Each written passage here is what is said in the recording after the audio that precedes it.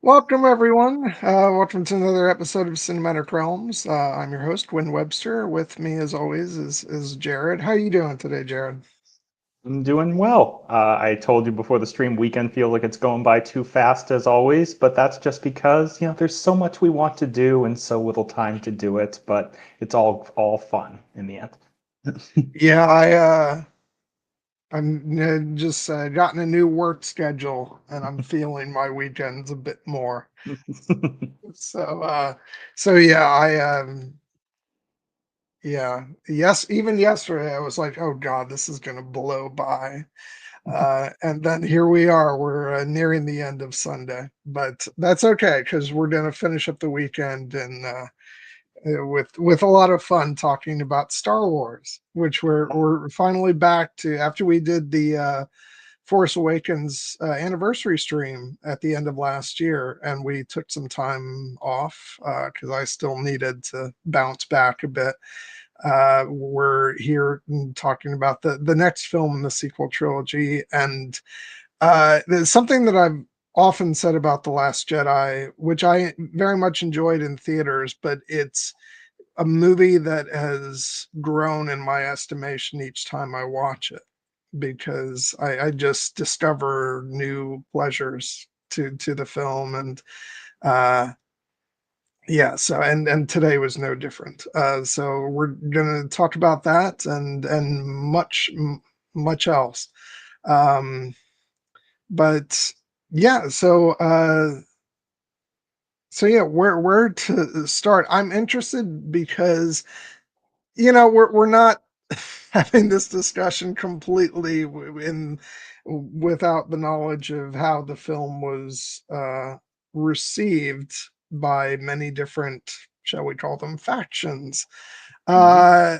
Uh, what was your like initial blind response to this movie, or did you have one? Did you like, were you aware of the conversation around it, or did you see it fresh for your first experience?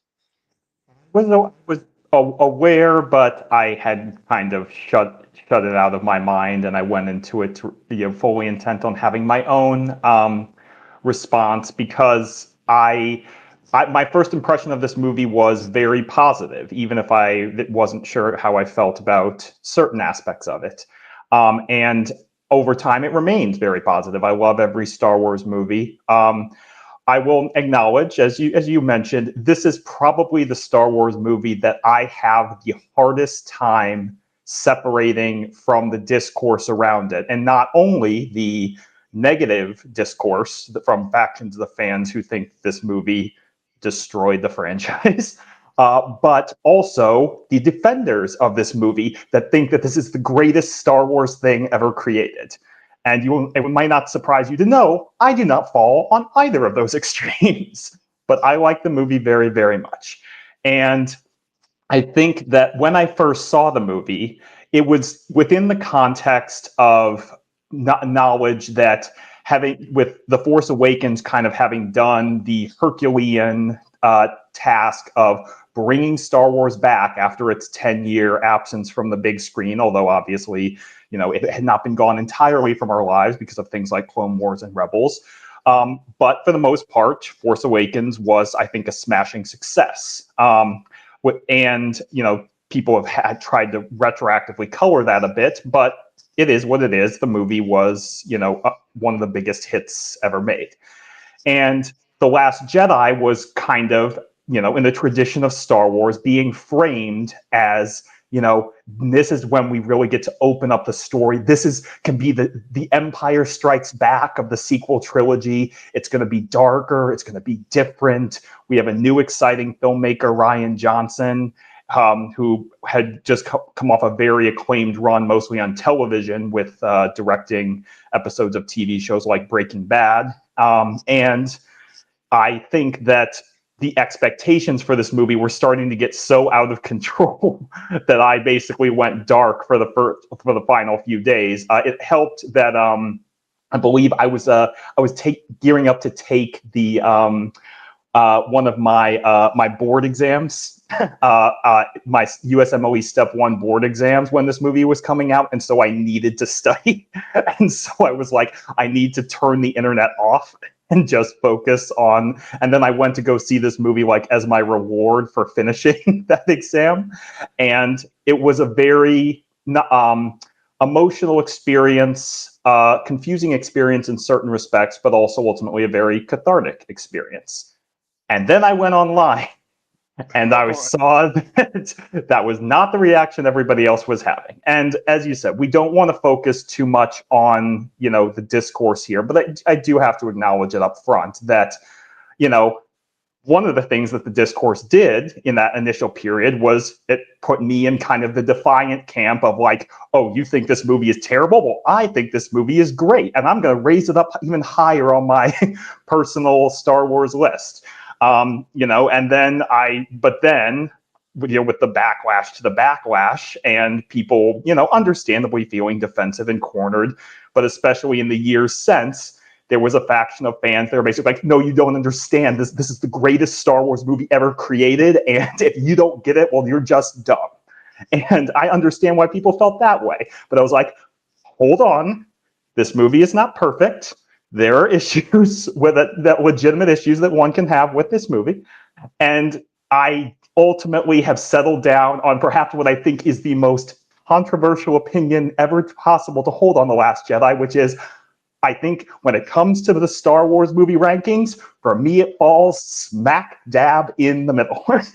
And I think that, but that does not to say that it doesn't contain some of the best things in all of Star Wars. There are storylines that I think and moments that I think are among the greatest. But there are things that I struggle with and things that I think are worth reflecting on. And ultimately, where I think I need to kind of, anytime I watch this movie, all of these things are swirling around in my head. And more so than any other Star Wars movie, I have to physically reach up and turn that part of my brain off.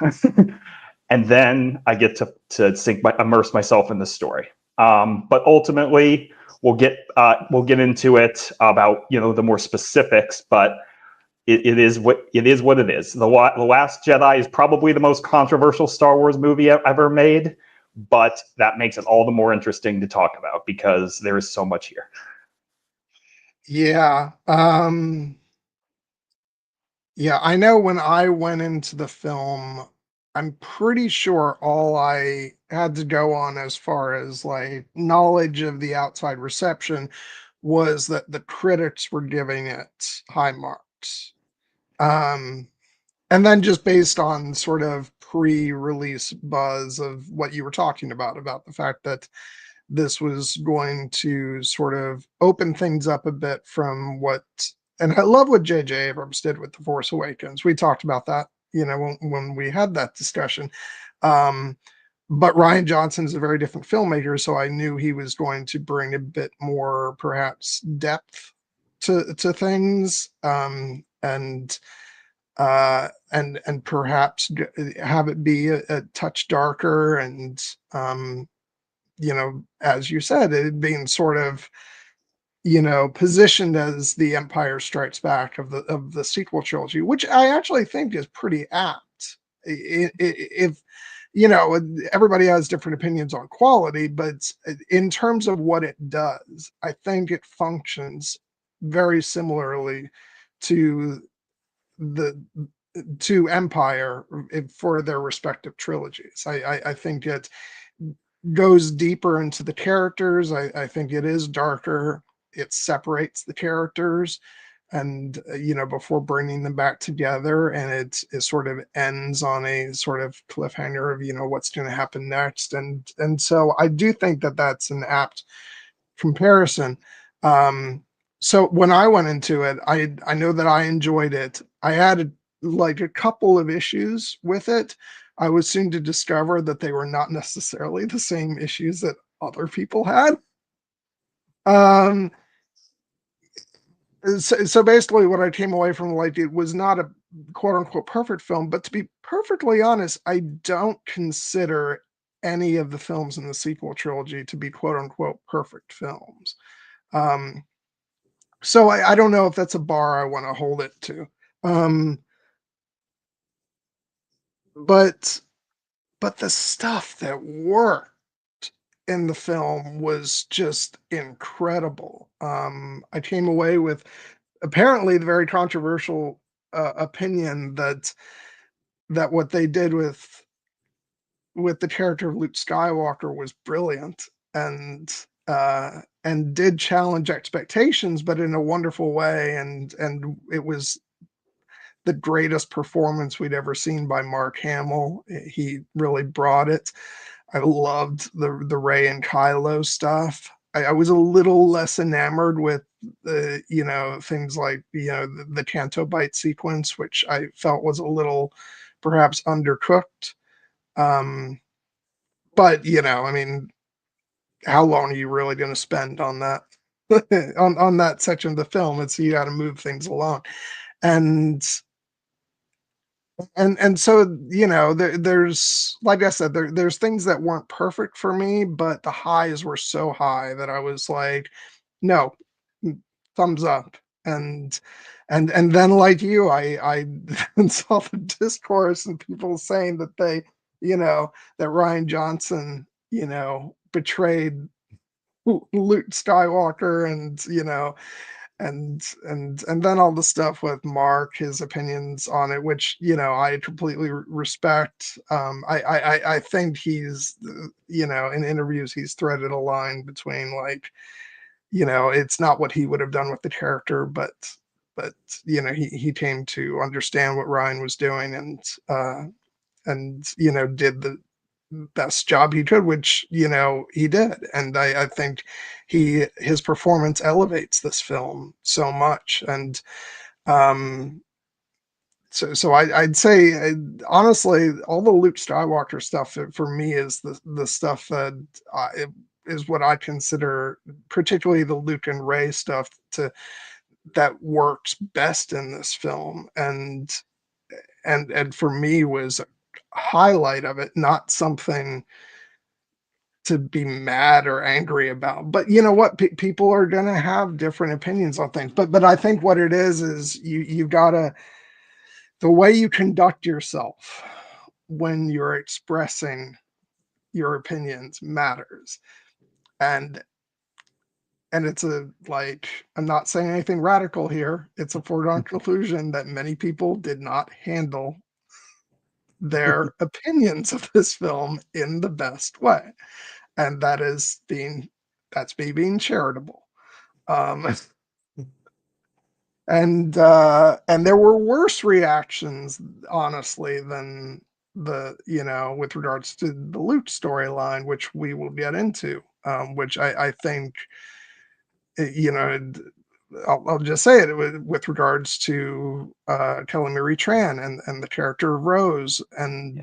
like, I think it ranks among the sort of, the I'm just gonna say the racist reaction to not just this film but the trilogy overall. And it ranks among like the darkest like parts of like Star Wars reaction, joining the lights of the way Ahmed Best and Jake Lloyd were treated um back with the Phantom Menace. And quite honestly, I think that there's a big percentage of the fan base that should be absolutely ashamed of themselves. Um, but they're not, and that's a problem. But yeah, so yeah, we can't separate that from the film itself. So I think it's good to acknowledge that off the bat before we just get into um, our own unique opinions of the film. But I'll tell you that even though, as I said, there were things that I kind of bumped up against a little bit in certain like little subplot things in this film. To be honest, the more I watch this film, the less those matter to me, and the highs honestly ring out all the more. Which it's funny that because that's kind of what happens with films that you love that are perhaps imperfect. um, is that you love the things that you love all the more, and then the things that maybe you're not super crazy about, they just stand out less the more you sort of grow to appreciate a piece of art. And like I said, no movie is perfect, so this isn't by any means exclusive to any of these films. Honestly, the only movie that I really consider perfect is Amadeus. So, and no, and it's very hard for a film to reach that bar. So, but yeah, that's basically my overall impression. I think that this is, in my opinion, it's not my favorite of the sequel trilogy, but it is. I think I would consider it the best film of the trilogy, because I think it's the film with the most depth, I think, and I think it's the most well made from a filmmaking perspective. I can't wait to talk about like the visual style of this film, which I think is out of this world. Um, so yeah, that was pretty much. Yeah, I had a positive opinion back in 2017, and I have a very positive opinion now. Almost, oh God, it's 9 years after the fact. It's almost 10 years since this movie came out. Wow. Uh, Phew, how time flies. But some things happened in between that time to make time seem like a blur. So A few things. yeah, but yeah, no. And also, just before we get into the nitty gritty, can I just say that I fucking love the marketing for this film with like all the poster designs and stuff. I was very happy to be able to put this up as our background, because I think this might be one of my favorite Star Wars poster designs ever made.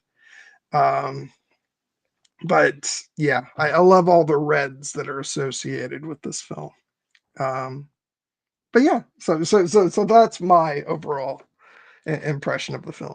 Long-winded though it was.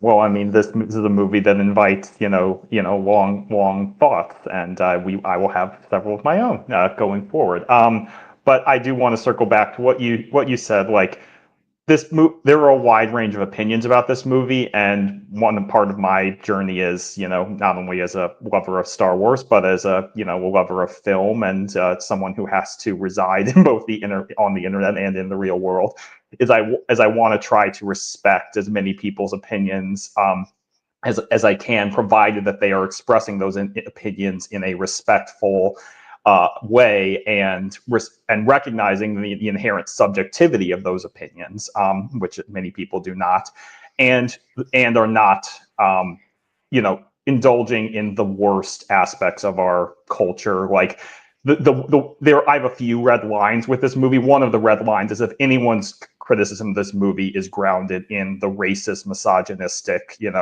approach to characters like Rose Tico, like those are opinions that I do not respect, I will not condone, and have no time or interest in discussing further.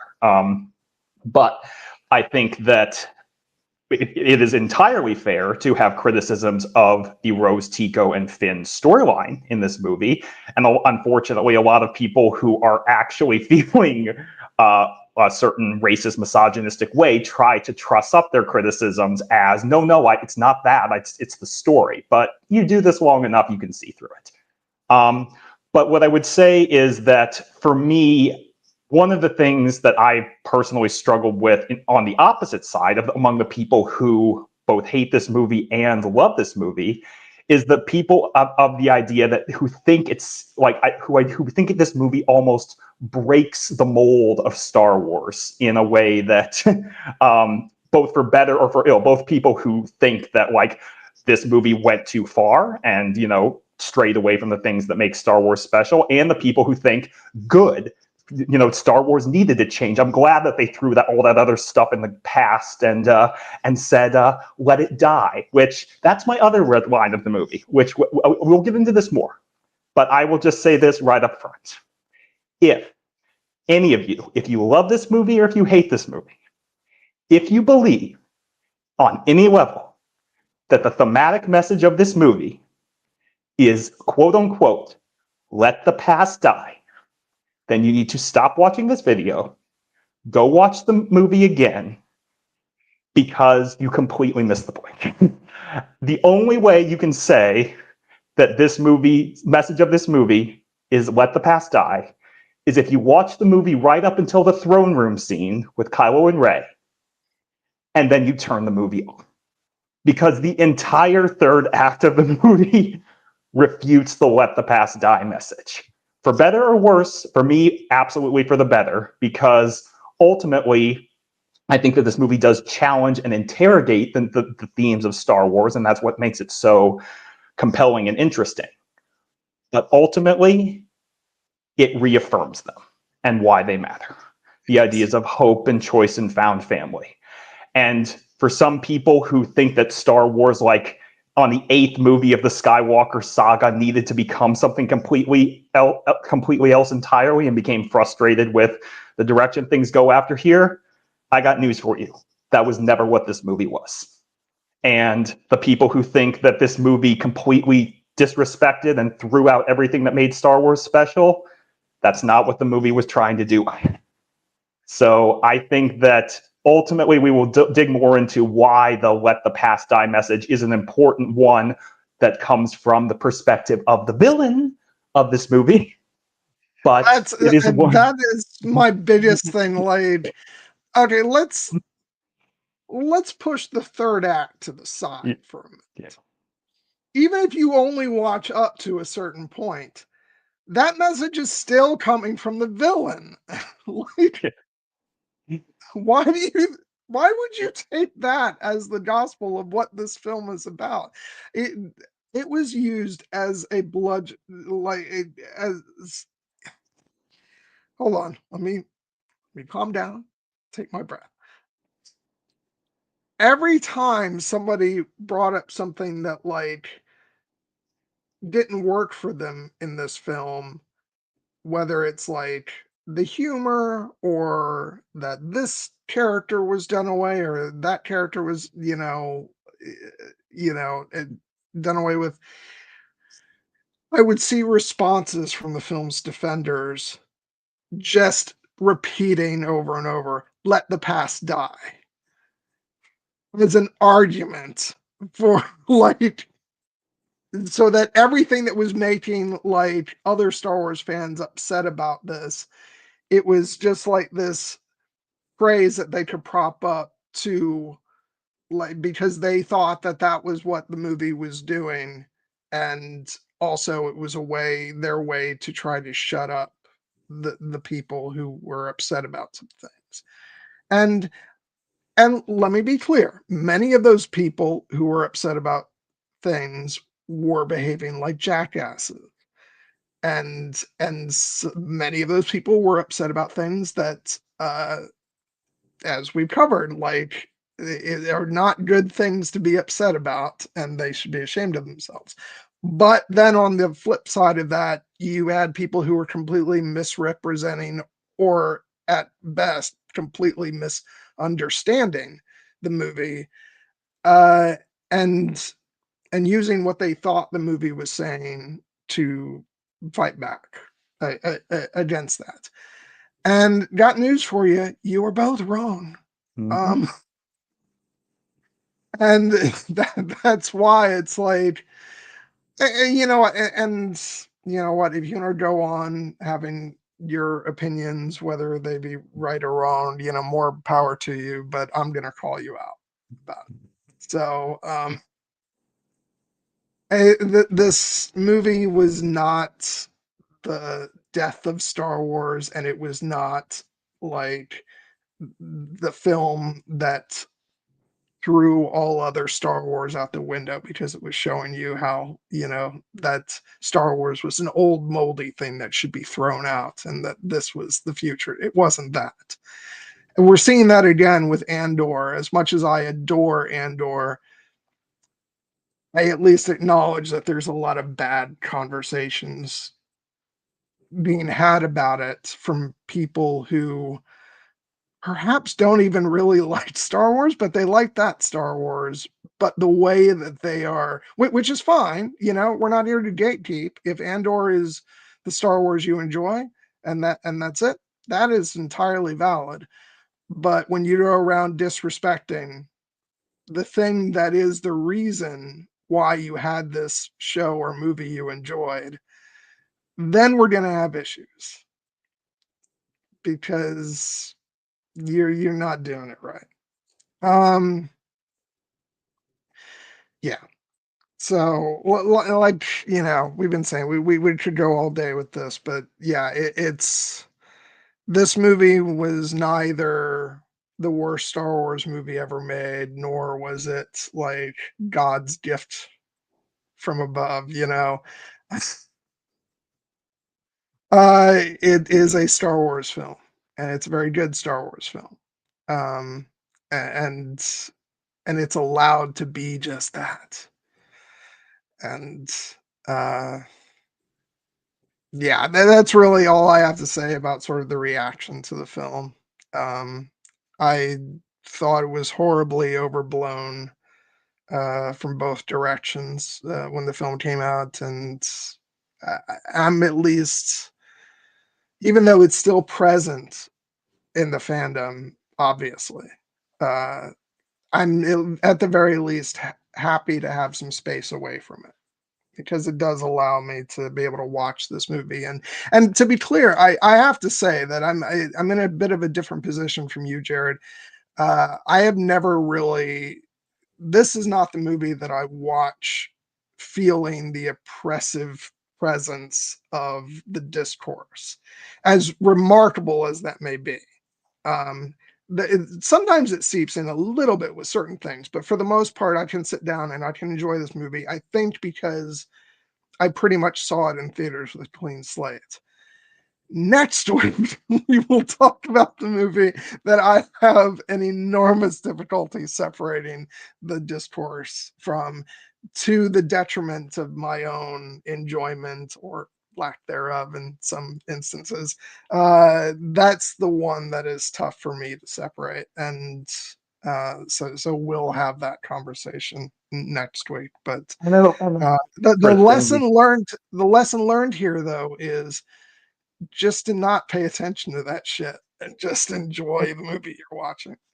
Absolutely, because yeah, it'll be interesting next week because, as you said, like there was also a lot of discourse around the rise of Skywalker. But as we will cover, my love and adoration for that movie is so overwhelming that it's almost like the sun, like just completely blotting out everything else. So even though I do not think that movie is perfect either, but I would just say that that's why I have an easier time separating the discourse, because I'm just, anytime I watch that movie, I'm just like, I fucking love this. But I love this movie too, and I think that ultimately, I really do want to talk about it as a Star Wars movie, because I think that this, Rian Johnson, the writer and director of this movie, if you listen to anything that anytime he talks about this movie, and he's retained a remarkably positive and upbeat attitude after, despite everything that's been thrown about him, what's really clear about Rian Johnson is that dude loves Star Wars. And he wanted to make an interesting Star Wars movie that, yes, was an innovative in certain respects, because that's what filmmakers like to do, but also one that celebrates everything that came before. And on that front, I actually think he did a smash up job. In the best way. So if I'm sure our threads about the discourse will make our way into the conversation as we talk about the themes and ideas and plot points of the movie. But I think that no one more so than Rian Johnson would be happier to hear that this Star Wars movie that he made is being discussed as a Star Wars movie and not as the movie that broke the internet discourse culture. But like, we had to address it. Yeah. There was no way to not. Um, I want to start off talking about Daisy Ridley and Mark Hamill and Yeah. the Rey and Luke storyline, because it's my favorite part of this movie. Um, and I just, like, goddamn, Mark Hamill, just, knocked it out of the park. Like, I'm just gonna say it, man deserved an Oscar nomination for this. I would agree. Um, yeah, and yeah, and it's it just I'll be honest. A lot of the things that like people didn't like about the Luke stuff is the stuff that I actually rather enjoyed. Just I like angry old hermit Luke, like just ignoring Rey, hoping she'll go away. He literally says at one point, "Go away," Uh, and but like just as good as like Daisy Ridley is, she is the star of these films, and like there's a reason why you and I can't wait for the Ray film, which it'd be great if we could get some updates on that, um, because I want to see her story continue, and um, I just love what she brought to this because there's so much, you know, she has to balance that. Like Ray has a spark inside her that is so like wonderful that Daisy brings to her performance. That Ray is just such a fun person to be around, even vicariously.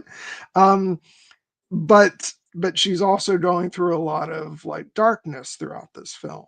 Um, but that is balanced out with like great moments. Like maybe this is people predicted to be the first thing I'd talk about with Luke and Ray, but it is seriously one of my favorite moments ever. And again, we go back to some people not loving the comedy of this film, but I just watched it today and I laughed out loud as when with the first lesson between them and Luke goes, "Now reach out." And then tickles her. Like, "Oh, I feel something. Oh, do you feel that? That's the Force." well, And have you felt anything like? Oh, you meant reach out like? I'll try. Oh my god. uh, I love them so much. They both have such great chemistry, but also like that scene in the cave when they're really first starting to get to know each other. Um, and again, like I said earlier, I was going to talk about the visual style of this movie. You look at the way that scene is lit with all the shadows and like the light shining in on the Jedi texts, and then but the darkness of the cave is when Luke starts to walk out of the cave and he's in silhouette, and it's such a beautifully shot scene. And um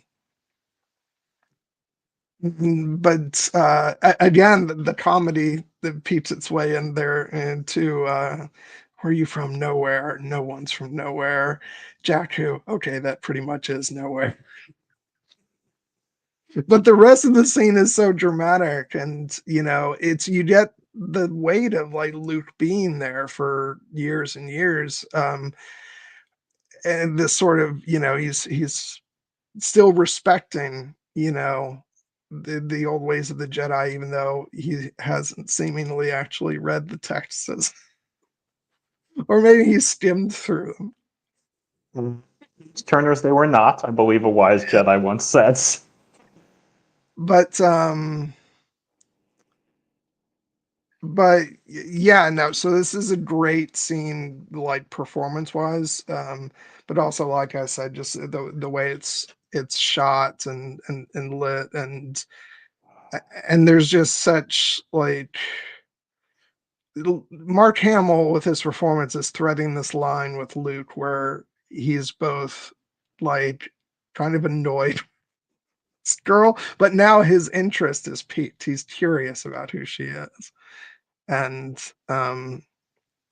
I just think it, it's a great example of what this film is doing. I feel with it, like really diving into the characters and giving us these sort of slower scenes for these characters to get to know each other. And the film has several scenes between Luke and Ray, and And I think they're all like some of my favorite parts of the film because I just think they act so well against each other.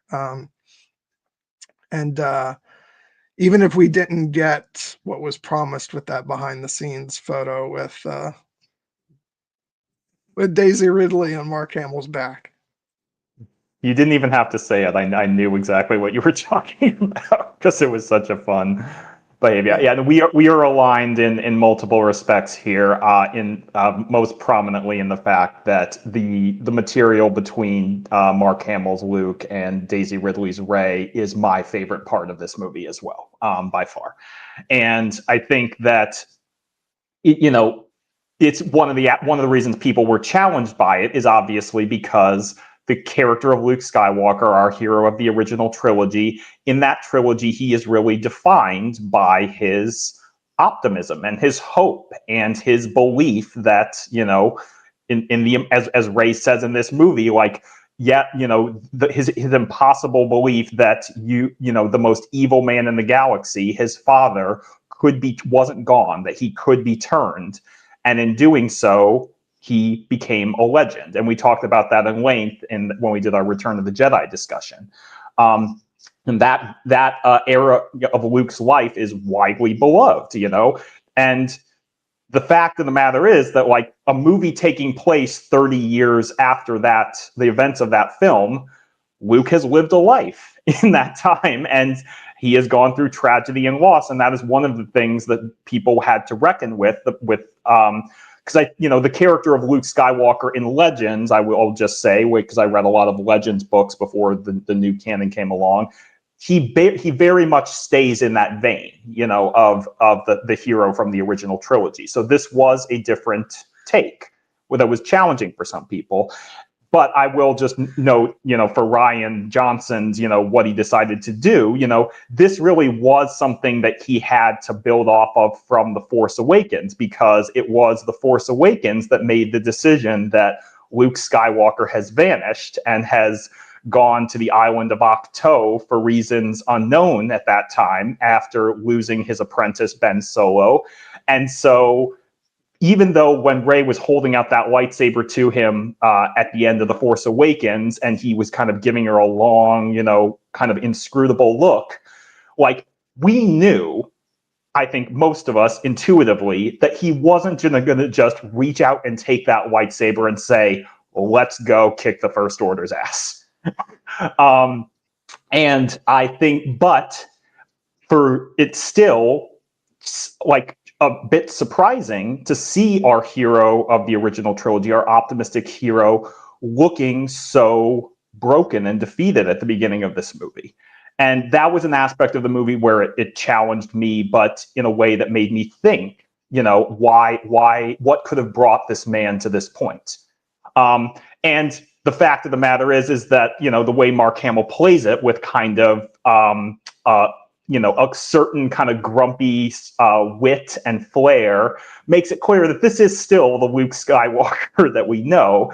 And we haven't seen him in this context before. And I think that's why, for many people, one of the first big shocks of the movie is what Luke does with the lightsaber when Rey hands it out to him, which is flip it over its shoulder, which I will acknowledge.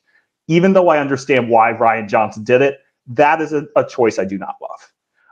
I think there would have been a way to do it a little bit less flippantly, but I get the point of it. This is where I rub up against, like, most other people, which is that, you know, and this is not just online fans. I remember I was in the theater and the moment got a laugh, and and I've seen other people say, "Oh, well, it's kind of played for laughs the way he sort of chucks the saber over his shoulder," but, like, I never felt that way.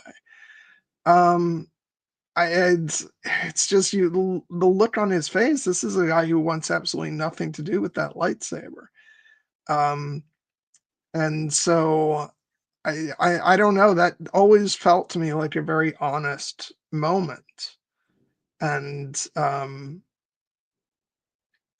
I don't know if Ryan intended it to be sort of funny, but it never seemed that way to me, and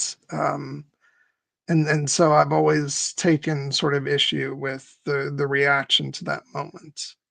It is shocking because we're not expecting it, and I think that's completely intentional. And um, but especially once you've seen the film, and you go back and you watch that, like that is exactly the reaction Luke would have to seeing that lightsaber.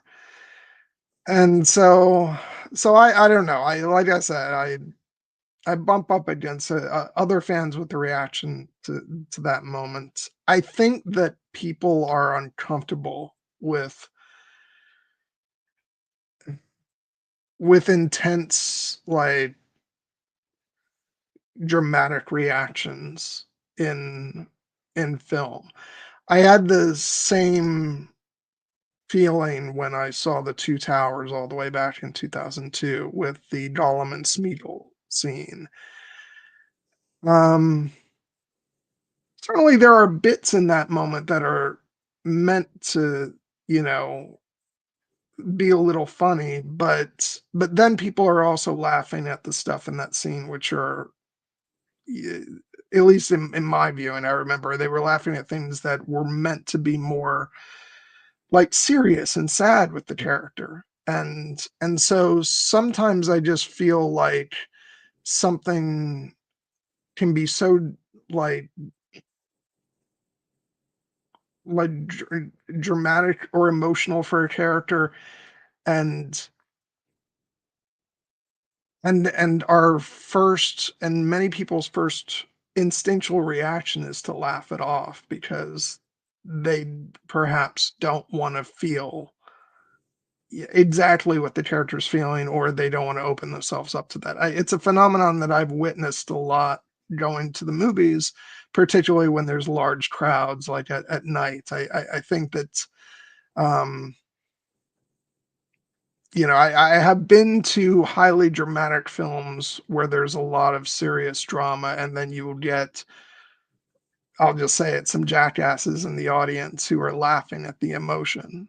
Um, and I think it's a common trait shared by a lot of people who find it easier to laugh than to feel the drama that a character is going through. So, like I said, I don't know if that moment is partially played for a laugh by Ryan. I never found it particularly funny. I think it's a very, honestly, a sad moment to see that the Luke Skywalker we knew, when presented with a lightsaber, has no interest in it whatsoever and just wants to, chuck it off the side of a cliff, basically. Um, and I think it's a sign of, like, everything that's happened to him and everything that he's felt. And so yeah, like I said, I have a bit of a different reaction to that moment than I think a lot of people do. Yeah, well, I mean, I think this is the case where many interpretations are valid because I do think that the movement is actually played intentionally by Rian Johnson for a bit of comedy, but without taking away from the dramatic significance of what that moment means. And I think that choice comes down to the fact that, for instance, there's a long wait and then the score drops out completely. And then we just see like Mark Hamill looking kind of grumpily at Ray, and then he tosses the lightsaber. Like that to me reads as a comedic beat. But everything you're saying about like his emotional state in that moment and why he would not be ready to answer the hero's call as he once did back in A New Hope, that is all present there as well. And I think that you're spot on with the audience reaction. Audiences, not. I'm speaking generally here because everyone is individual, but there is a true phenomenon that many people, when confronted with something, either sad or horrific or inexplicable, one of the common and seemingly paradoxical reactions is to laugh. That's where the whole concept of like nervous laughter comes from. And, and we see that a lot, if you go to a horror movie, like some character will be being stalked and brutally murdered, and you will inevitably hear laughs from the audience, even though what is being watched is horrific. And it's because people are, the movie's doing its job effectively.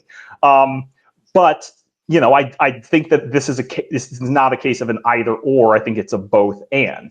This is kind of a way for for Rian Johnson. Another thing that people got really in their bag about was that this movie was going to subvert expectations, and it's like this would, I have a lot of issues with the way people took that when it comes to this movie, but this was a case where I actually think Rian Johnson did manage to take 2 years of people speculating what's Luke going to do with the lightsaber, and not too many people had that one. They might have had him, he's going to toss the lightsaber away, but not exactly like that.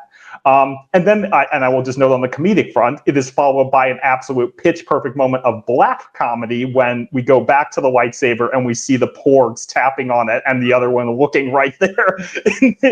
That is unambiguously funny, and also has produced some absolutely horrific fan art of what if that moment had gone slightly differently.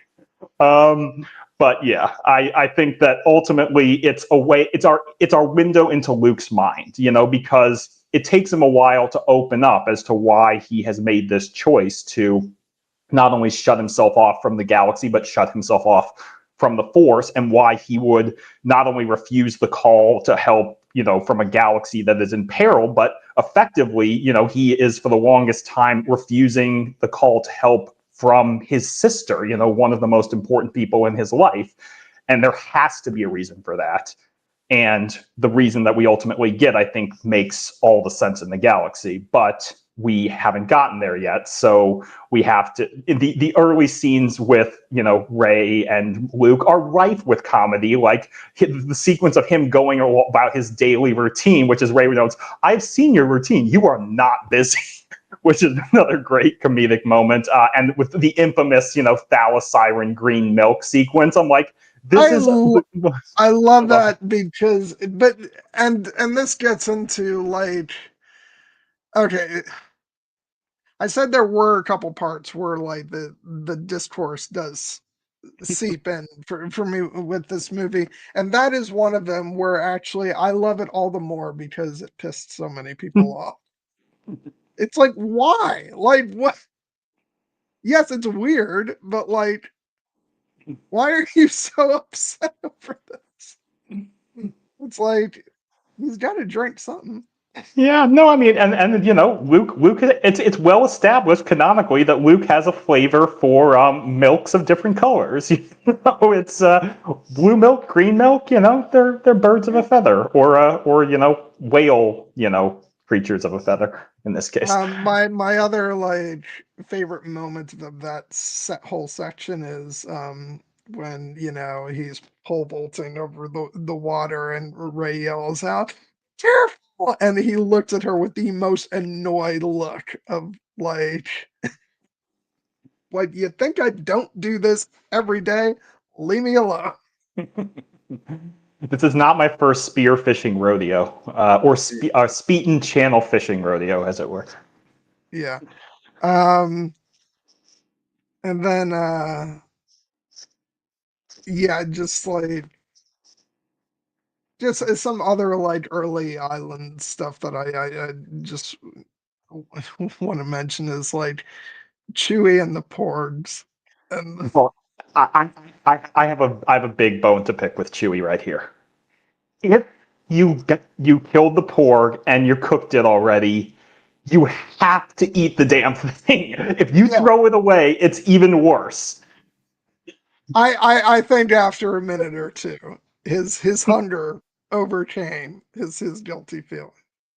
I hope so, because that pork looked tasty. Even if, yes, I would also have been uncomfortable with the porgs, staring at me with their adorable little faces. Yeah, that last one, just Yeah.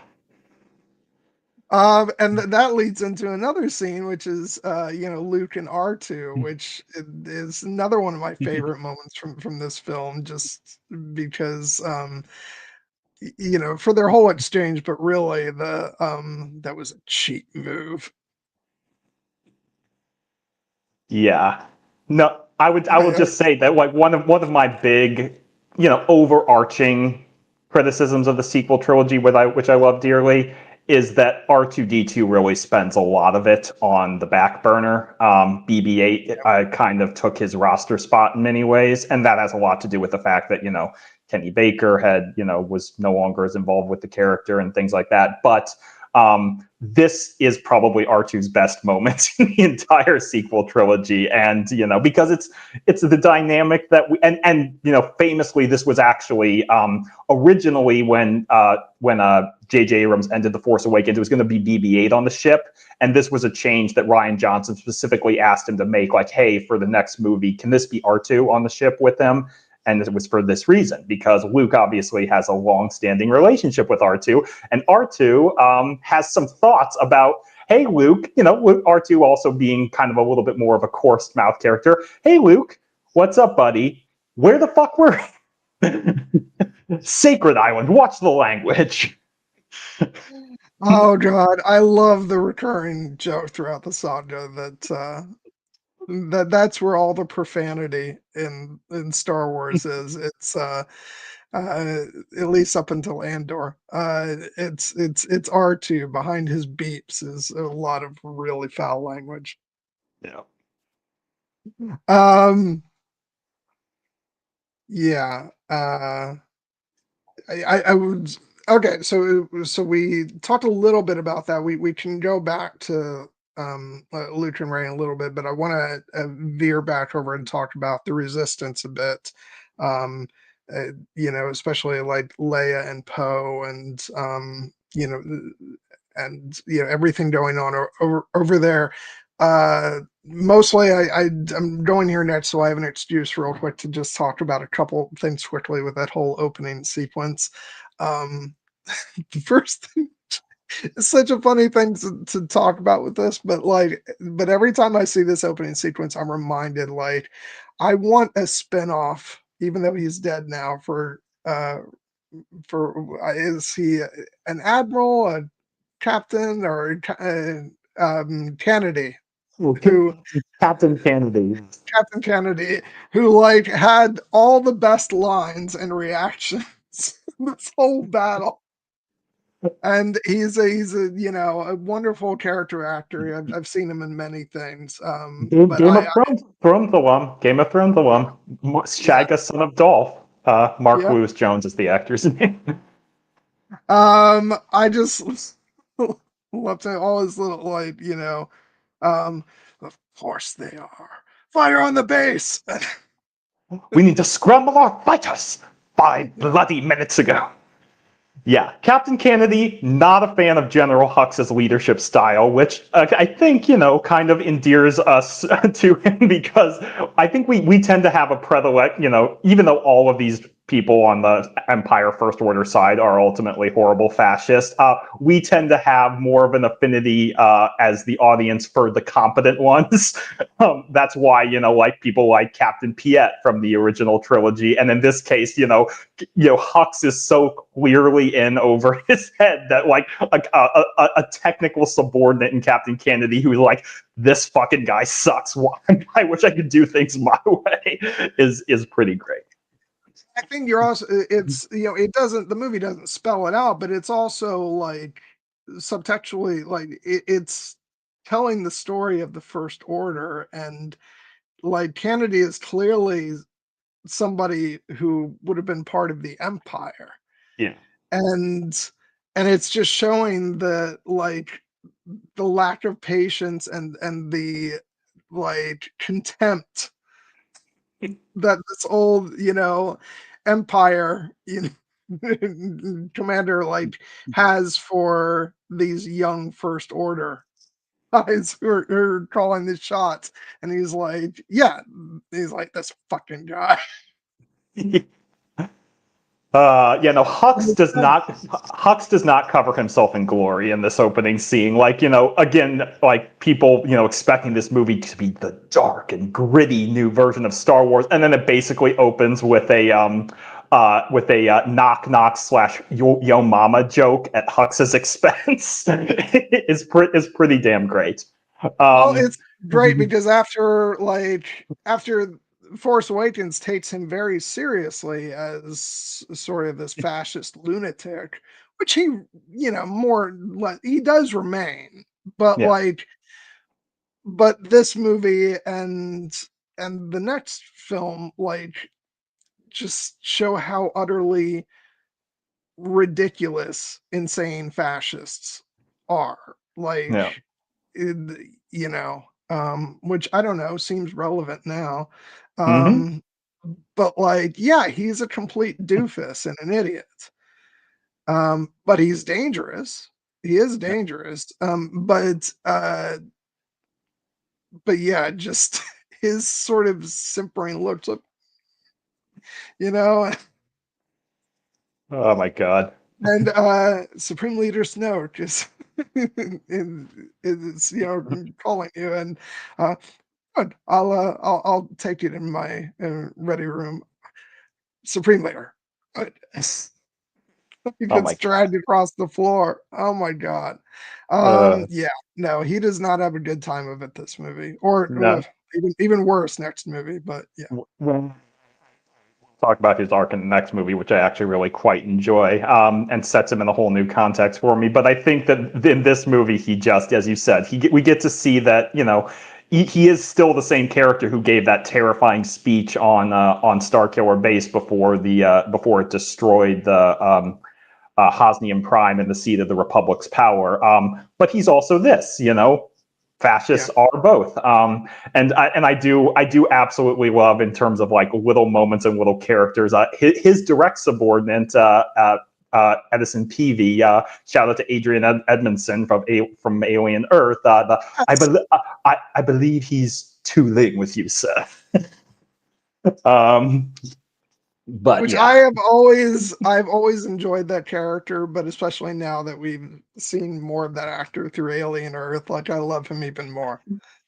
Yes, and speaking of first order alumni that we all also love, shout out to Kate Dickey here Yeah, as the monitor tech, and Ralph Ineson is lurking around somewhere. Most of his scenes got cut out of the movie, but always great to see him.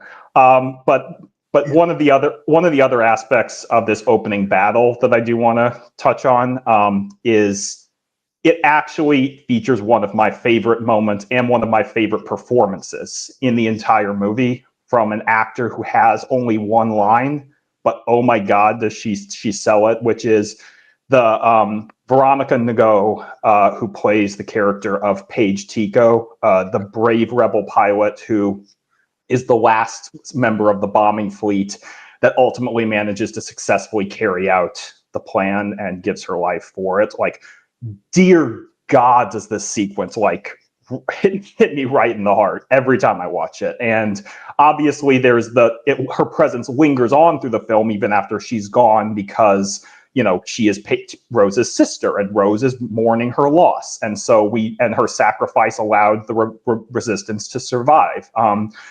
But just the way when you talk about like the way that this movie is shot and the way that it's framed, like this opening battle sequence with the bombers, drew discourse and like criticism, like how did bombs drop in space and all that nonsense. But what I was laser focused on in this sequence was the character of Paige Tico, and the fact that she is an embodiment of an ordinary woman who has taken up arms against this rising fascist threat because she and her sister grew up under its boot and decided to do something about it. And this is not how she thought her life was going to go. She did not think she would be in this moment, but when the time comes, she finds the will to get the job done. And that shot of after she has dropped the bombs and she's lying there and she reaches up to grasp her half of the Havian smelt as the fire races in behind her and she closes her eyes. That is one of my favorite shots in all of Star Wars. It just sends chills down my spine every time I watch it. yeah. It's it's the film's story, and like, and her sacrifice obviously sets a lot in motion with Rose, and but like every time I watch this movie, I'm like, oh, why couldn't we have gotten like a whole movie with Paige in it? Yeah. Because she's like, she immediately, like, you know, just sort of performance wise, she takes her breath away, and like character wise, we're laser focused in on her, from the moment she appears. That first shot when she takes off her mask and that look of desperation on her face and in her eyes, it's like, yeah, it's great because it's immediate, because we don't know that like we're gonna know like her sister later in the movie. It's just a character in this moment, and it's, you get so many of these types of characters are just sort of faceless and in the background of scenes, and it's this moment where like all of this comes down to this one person, and are they going to be able to succeed? And yeah, it's just one of my favorite like little sort of miniature character arcs in all of Star Wars. I just, yeah, I thought she did an absolutely amazing job, and I would have honestly loved to get, you know, uh, you know, Paige and Rose together throughout the whole film, but then we wouldn't, you know, obviously for very important story reasons, that's not what happens. But yeah, absolutely phenomenal job. And like you said, the way it's shot is great. I love that shot of her opening her eye, after the screen blacks out, and then she wakes up. Yeah, it's just the way that both Rian Johnson and his cinematographer Steve Yedlin, shot this film. Just like there are so many unique camera angles and camera movements, and it just looks like $1,000 or $1,000,000, whatever. But yeah, a great moment and a great part of the scene. Um, yeah. No, I really wanted to shout her out because like when we talk about like favorite like one scene Star Wars characters, like she's on the list for me because I just find her that like emotionally impactful. And this sequence, is ultimately telling a very important thematic story as well because like, her like we've seen a lot of rebel pilots, die throughout the original trilogy. And this movie also, gives us not only Rose, but like another great character I love from this opening sequence is Tali Lintra, the A-wing pilot. The fighters keep that type formation. Bombers keep that type formation. Fighters protect the bombers. Gunners look alive. It's like instantly you're just like, I love this girl. And then of course she dies tragically later.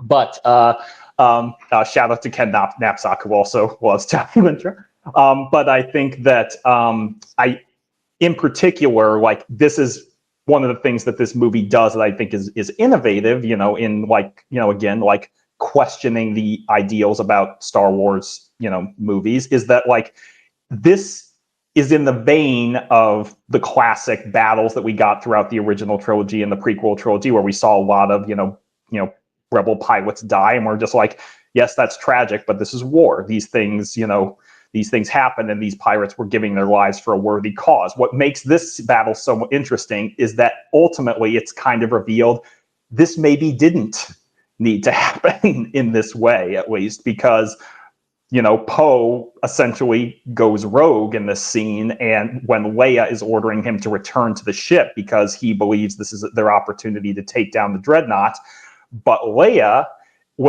is in of the belief that they just need to get out of here. They just need to survive. Now, obviously, she doesn't know about the hyperspace tracking, so like that's going to be revealed later. But her point in this movie is sound. The idea that like a lot of people died in this sequence when maybe they didn't need to, and Poe, was incredibly brave, and all these pilots went with him willingly. But like, if you're going to be a leader, you have to recognize the cost of what you're doing. And this is where I think that, Poe's arc really gets its kind of grounding, and Carrie Fisher as Leia gets some of her very best material in this film. Yeah. Um, yeah, it's really interesting.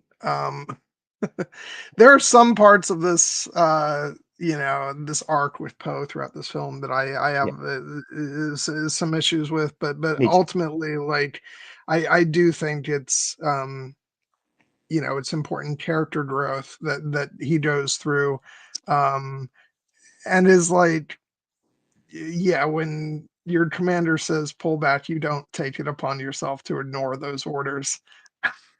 Do whatever the hell you want. So, like, yeah, Poe deserves that demotion when he gets it because, yeah, because he did cost a lot of people their lives. Um, but and and we're gonna get into all that. Because yeah, I like it. I do like overall what the movie is doing with Poe in terms of like moving him into that leadership position where he has acquired the lessons he needs to learn. Um, and one of my favorite beats is towards the end of the film where then Leia's finally like, "What are you looking at me for? Follow him." So that he's finally earned that, and I think it's a great moment. That moment is also quite poignant because we're just because when we saw this movie, Carrie Fisher had already passed away, and so it's not her very last scene in the movie, but it does kind of feel like a passing of the baton. Um, and it's a good opportunity to talk about the great Carrie Fisher, who gives an absolutely incredible performance in this movie. And it broke my heart just seeing this movie in theaters and watching her performance and knowing that we weren't ever going to get her again. Obviously, they do things to sort of deliver a performance from her based on pre-existing material in Rise of Skywalker, but this is really her last true performance in terms of like what was shot and actually her actually performing the character arc that was intended for the film um I enjoyed her in The Force Awakens, but like I think she really like I think she had gotten back into her groove with this film, and in terms of she had stepped away from acting for a while, and I think in Force Awakens she was trying to finding her feet again. And in this film, I think she was just rocking it completely. I think she did such a great job. Um, and yeah, I just I'm glad we got this performance from Carrie Fisher, and um, in particular, I think of that last scene between her and Luke, which is just such a wonderful full circle moment from their moment together in Return of the Jedi. You've even got John Williams bringing back the Luke and Leia theme, and it's just oh god, it's so beautiful, and that's a big joy of getting these movies is that not that like I love these actors and their performances from the original trilogy, but also this is like 30 years after the fact, and they've accumulated not just in terms of how they've changed as actors, but how they've changed as people. And it's just so wonderful. I think like ultimately I understand like why the story unfolded the way it did, but a lot of people talk about it being unfortunate that because of the way that of the fourth because of the way the Force Awakens go, we don't actually get a scene with all three of the trio, Luke, Leia, and Han. And I have to admit, I really would have loved to see that, just to see, Harrison in the mix with both of them together. And um, but ultimately, we do get this scene, which I think is so beautifully executed. And God, just when looks like. no one's ever really gone. It's just it's so beautiful. And again, like I'm saying this a lot, but it's another one of my favorite scenes, in the film, and really the whole I mean, it's one of my favorite scenes in the whole saga. And I feel the same way about the Luke and Yoda scene in this movie as well. But yeah, I just think Carrie just brought so much to it. And it just like I'm just infuriated by the cruel nature of life that we didn't get to see what she would have done for the third film.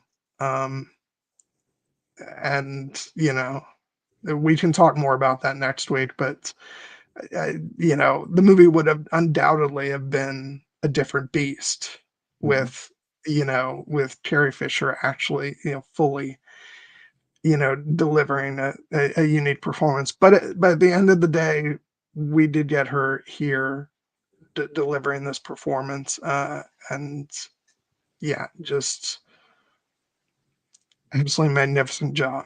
And I'm glad we got her back for these films. Me as well. And we will, like as you said, next week. I think that The Rise of Skywalker does an absolutely extraordinary job honoring the character of Leia Organa with the way that they use the footage of Carrie Fisher's performance. And I also think that that her performance in that movie, which she did give, is very good. And technically, I'm very impressed with it. But I do acknowledge it's not the same as having, Carrie Fisher fully there, fully present on set, delivering, moments like the one where she's finally seeing her brother Luke after all these years. And I know what you're going to say. I changed my hair. It's nice that way. Oh God, that's that moment always gets me. But just in particular, like this, one of the things that the sequel trilogy really had the opportunity to do is reinforce just how important, Leia is, not only as one of the Skywalker twins. And again, and I think it's an aspect that the Rise of Skywalker does very, very well, but also as just like a core member of the trio, as the leader of, the Resistance. Like, it is clear that everyone in the Resistance is there because of Leia, and their loyalty to her is absolute. And the way that Carrie Fisher, delivers her performance in this movie makes it clear that she is absolutely the same legendary hero who is worthy of that loyalty. She's actually not in the movie a ton because there is a large section of the movie that where she is out of commission after the events on the bridge. But every second that we have on screen with her feels like a gift, not only in terms of the emotional moments, but also just her comedic bits. The hard cut to the slap of Poe and the "you're demoted" And is and get your head out of your cockpit. yeah, and the brilliant physical beat of comedy where she stuns him on the bridge. But then also her emotional goodbye with her friend Holdo. So many losses. I can't take anymore. Sure you can. You taught me how. And the moments that she has with Rey at the end.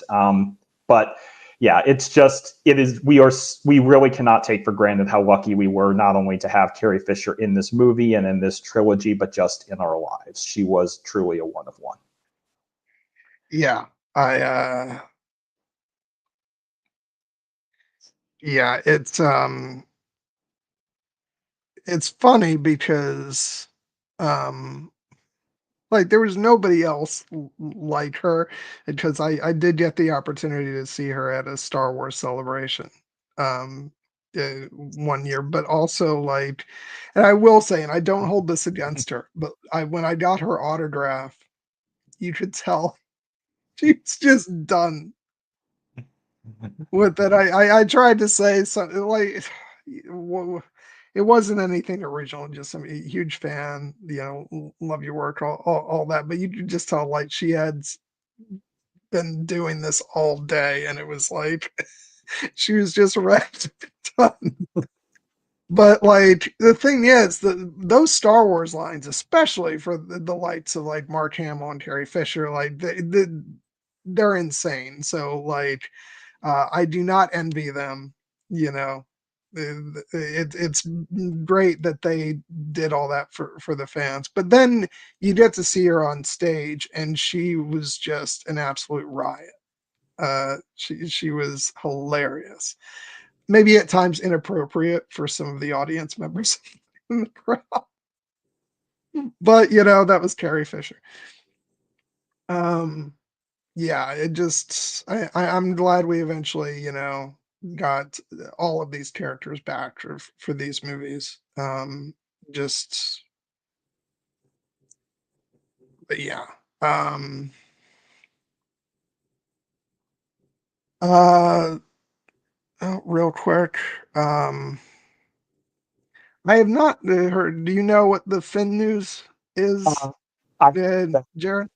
I think our commenter may be referring to a comment that John Boyega made at the convention, where it was revealed that he has discussed with Dave Filoni about his possible return. This was like, and they'll correct me if that's not what they're referring to, but yeah, it was according to an article I just pulled up, he was at I think MegaCon Orlando, and and he was talking about potentially reprising the role, and an audience member shouted out, "Get Dave Filoni on the phone," to which he replied, "I have, actually." Which is promising news if that's the case, because we are very excited for the potential return of Daisy Ridley as Rey Skywalker in her solo film, or in the new Kinberg trilogy, whichever comes to pass first. And one of my enduring hopes for that movie is that we will see John Boyega return as well as a Jedi from Rey's Academy. So if that is what you're referring to, Grandmaster Solus, then yes, I did hear about it. But if it's something else, please let us know in the comments. Yeah. Which actually is a good time for a segue, talking about Finn.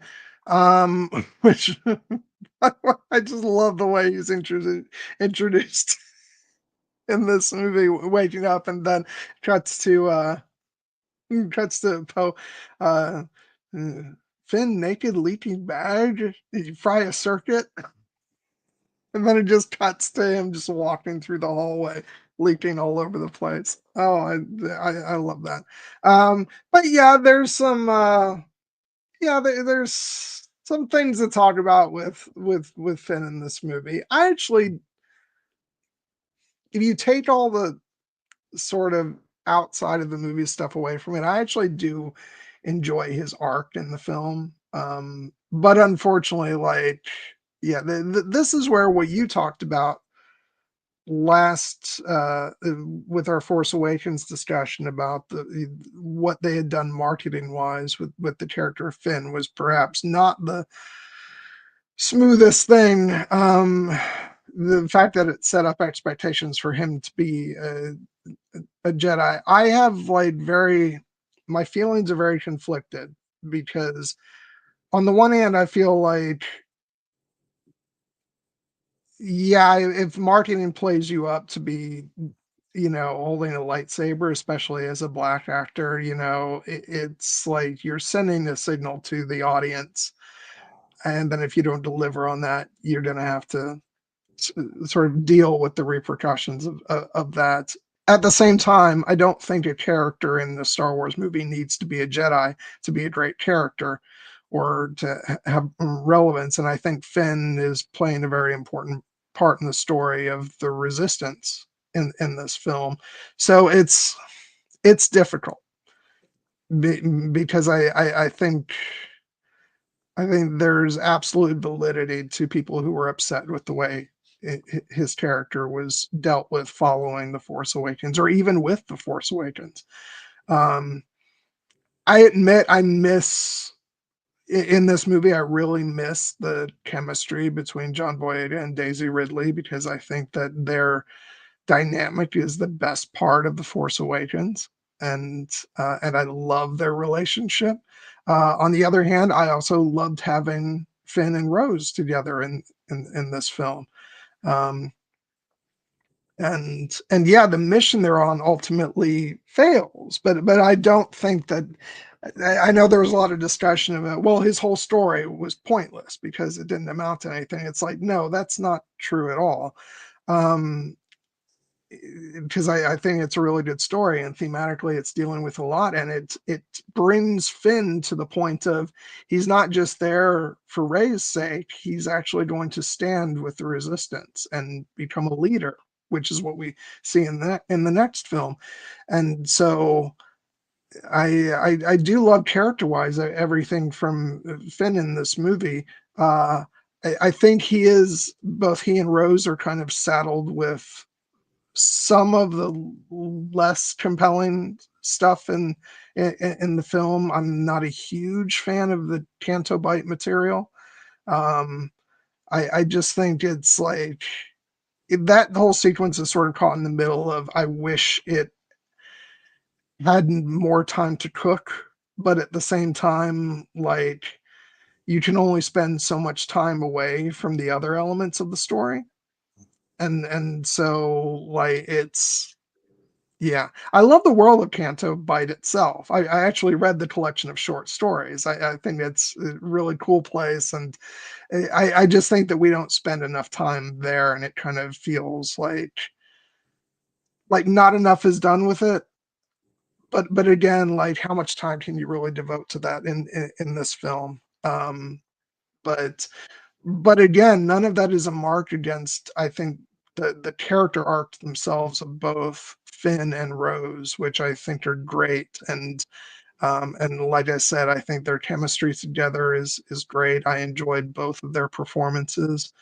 Um, I just, and I will talk next week about how it's a real bummer for me that Rose is not in more of the Rise of Skywalker, because I think they did such a great job with her here. I would have liked to see that sort of, um, all the potential for the character sort of delivered upon with the third film. But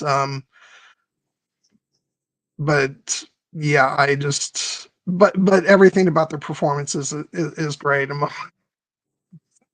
That's from John Boyega that I love. Like, he has such great comedic timing. That whole first scene with him and Rose when he's trying to disguise the fact that he's trying to sneak off the ship, and she's like, I've had to, I've had to stun like three different people for trying to sneak away, and he's like, really? That's yeah, Disgraceful. that's disgraceful. And then later on when like they're calling Maz for help, and I was like, sounds like this master codebreaker can do anything. Oh Oh, yes, yeah. you can. And then the look that Finn was like, Oh my God. Uh, um, yeah, I just so yeah, like, yeah, I think there are issues with story wise where they took Finn in this, but I think the idea of what they were doing with him in this film is like, I think if there's any problem, it's execution wise for me at least. But then also, like I said, I'm also keeping in mind the fact that they did kind of set up the promise in the marketing for the first film of Finn with a lightsaber, and they ultimately did not deliver on that in the sequel trilogy. Um, and that is something that should be recognized and sort of acknowledged, and hopefully this is why we would like to see Finn back, uh, you know, addressed uh, and maybe deliver on that promise. Because John Boyega looks damn good holding a lightsaber. yes, he does. And I think this is a case where, two things can be true at once, and I want to be respectful of, different perspectives, because I will just say that, like, yes, for me, the Finn story in this movie is one that works a little bit less well in terms of execution, even though I absolutely really do enjoy the thematic point of it, which is, Finn learning not just to care about this one woman, Rey, who came to mean so much to him, but actually to care about the larger cause of fighting tyranny. And the character of Rose helps him do that, and I think that ultimately that it's very effective in that mission. But some of the execution does fall a little bit flat. I mean, I would agree that some of the Canto Bight scenes are not my favorite, even though it's a gorgeously designed world and set. And when I was in Dubrovnik, I walked down that street that they smash up with the fathers, and that was fun. But I will I also have to, it's the Game of Thrones, that's why I was there. But in particular, the John Boyega has not been shy about the fact that he has certain issues with his experience, not only with how the fandom received him and his character, which was appalling in certain respects, but also just his, he had a different hopes for the character after The Force Awakens. And I think that, his arc in the Rise of Skywalker does acknowledge more of the original sensitivity, his Force sensitivity, and the prospect of, even though ultimately we don't get back to him with the lightsaber. And it, people have sometimes, this is another case where the discourse has really gotten on it, because it does seem that most of John Boyega's issues with the sequel trilogy come down to this movie, and the fact that in this movie, his possibility of being Force sensitive is not mentioned once at all, and he's completely off on a different side. And he was frustrated by that. And people who love this movie are sometimes like, well, he just doesn't get it. And and I'm just like, no, you have to respect John Boyega's opinion on his character here. You cannot tell him that his experience, he doesn't understand his own character. That's being a condescending, asshole. And I think that for this, but again, you can have legitimate problems with the way that his character is presented, while also thinking it's a valuable and worthy story to tell, because, I think it is. I think that it was, ultimately the fact that Finn, his evolution in steps of doing the incredibly brave thing of breaking away from the First Order and rescuing Poe, and then finding Rey, and, developing a very deep connection with her, and then going on to, rescue her, and, getting grievously injured for it, But we want to think, well, he's on the good guy team now. He's on the resistance team. But this movie shows that actually, no, that's not the way, characters evolve. His instinct when he realizes, oh, this fleet is doomed, the First Order is hunting us down. I don't have a connection to many of these people other than Poe. I care about Rey. I want to get away from these doomed people so I don't die, and then Rey will find me and be safe. And it's yes, that Rose calls him a coward for it, and yes, in our traditional parlance, running away is cowardly, but it's also understandable because he hasn't put in the blood and the sweat and the tears to make these sacrifices yet. And he doesn't realize why that fight is so important yet, because at this point, he truly doesn't believe that the First Order can be beaten, And that's why it makes it so more powerful as he sees the injustices of the First Order, and ultimately comes to realize, from the character of DJ, that no, these two sides are not the same. This is not all a machine, live free, don't join. I have chosen a side. And once he does that, he is all in. And I think that, John Boyega plays that incredibly effectively with his typical charm. And all of that works for me. It's just not the smoothest in terms of the actual vehicle that they use to get him there. And so this is an aspect of the movie that, probably works less well for me, even though thematically I think it's very important. Same here. Yeah, and like I said, I also love what Kelly Marie Tran brings to Rose, but it's the same thing. They don't get neither one of them really gets the best quote unquote story of the movie, which is unfortunate, but that's not a mark against either of them, in terms of their characters and what and their performances. I love Rose. I think she's a lot of fun, and like I said, I would have loved to see more of her in the next film too. But yeah, and then just aside from that, like if we can step outside of the actual role of Rose for a second, like Kelly Marie Tran is an absolute dear because I loved all of her interviews and like everything, and like the fact that, and we addressed this early on, we don't have to belabor it, but obviously the way she was treated, a lot of it was racially motivated. But I'm like, I just looked at her. I'm like, how do you not just instantly think that this person should be protected at all costs because she is adorable? So yeah. And that was Rian Johnson's intention with the character was, he wanted to basically, create a character who is almost like an every woman or every man in the Star Wars universe. Because as she says, I work behind pipes all day. Talking with Resistance heroes is not my forte. Doing talking. Doing talking. Which again, that was the moment I really endeared me to her character. And it's also like, I think Kelly Marie Tran is a very beautiful woman, but she is not what you would consider like conventional, tall, gorgeous, model attractive that we would see with a lot of movie stars. So, people underestimate her. I think that this is, but she has so much charm and so much heart. Like, she really is, like, she has some of the most powerful thematic moments in the movie, and I think she sells them brilliantly. Like when she's talking on Canto Bight, again, not as well in terms of execution, but like her message there where Finn is kind of knocked out by the opulence of the place, and she's the one who basically says, look closer, look at the rot that is undergirding this supposedly beautiful location. These people are all like complicit collaborators who are, just using their money to skate by and, ignoring and profiting from the suffering of the galaxy. I wish I could put my fist through this whole lousy, beautiful town.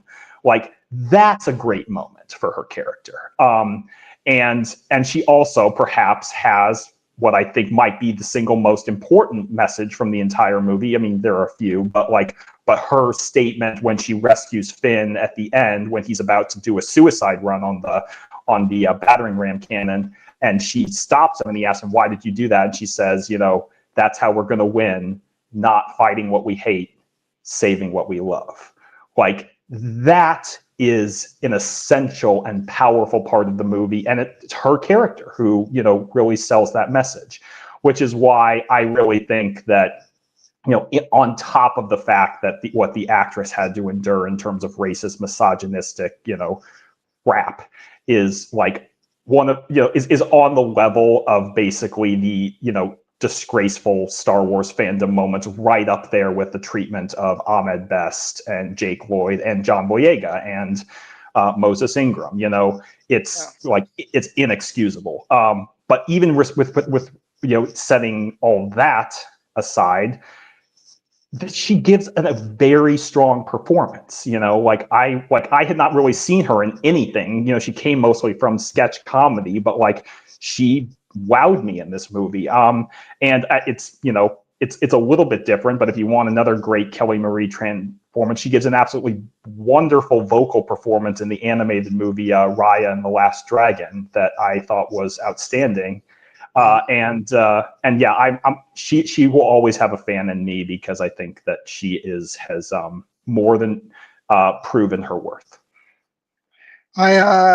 I do want to say about that scene that you mentioned towards the end of the film. I love everything about that scene except for the way it ends. I think they went a bit too far with the kiss and with the explosion in the background.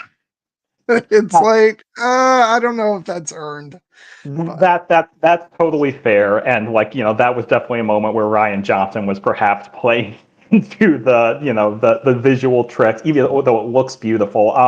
But I do want, since you brought it up, I did want to address the fact, like, a lot of people will talk about Rose's role in the next movie, and like, I think that what's there is very good, even though I wish there was more of it.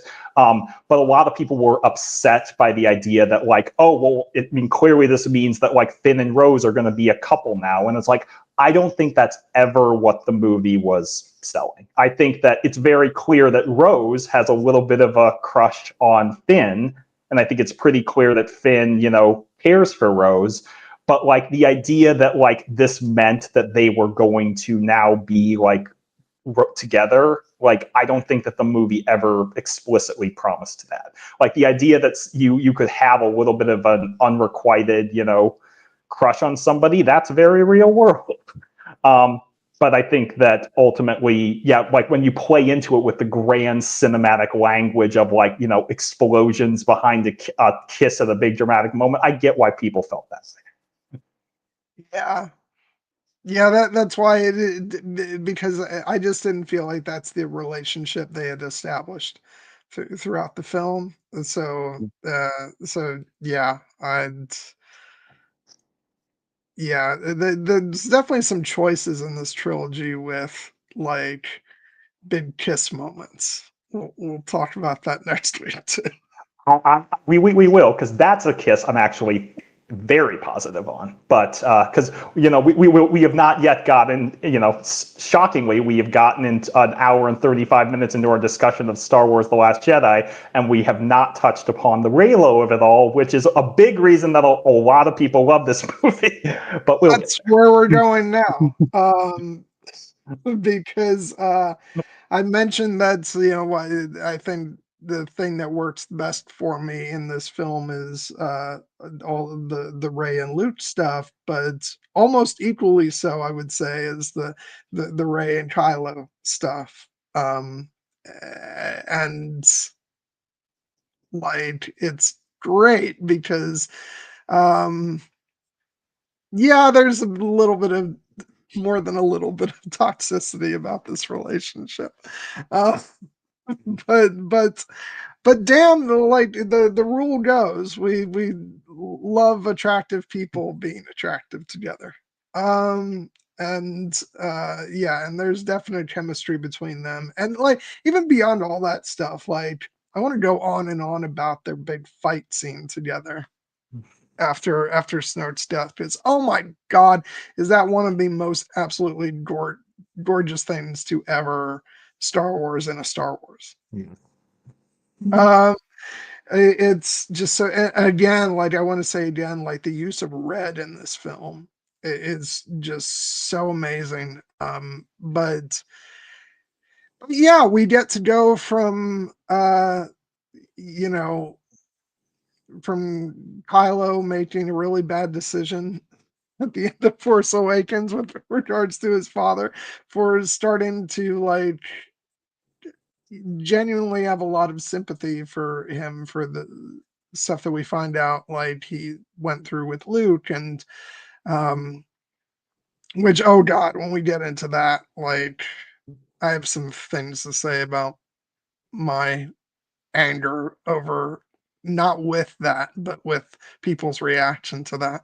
um but yeah, like we haven't really talked that much about Kylo, aka Ben, yet. But like, needless to say, Adam Driver is just utterly amazing in this film and really throughout the entire um, trilogy. I think he gives one of the best performances, and um, and yeah, just the two of them together are so. I just love the when once they're talking to each other for like the second or third time and he turns around shirtless and she's like, can you put a towel on or something? Yeah, the whole why did you hit your father Yeah. moment. And yes, I really think that we had joked about that moment that in The Force Awakens when Kylo removes his helmet for the first time and we see, you know, his beautiful hair, and we get the kind of the blinking reaction from Daisy Ridley as Rey, and we joked it was a classic "oh no, he's hot" moment. And this is a movie that definitely leans into that, you know, dynamic, because not only with the shirtless scene, but you know, it's a very classic dynamic that people, you know, the internet's going to internet, and one of the things that people have an enduring fascination for, two of the things, are the good girl, bad boy dynamic and the enemies to lovers trope.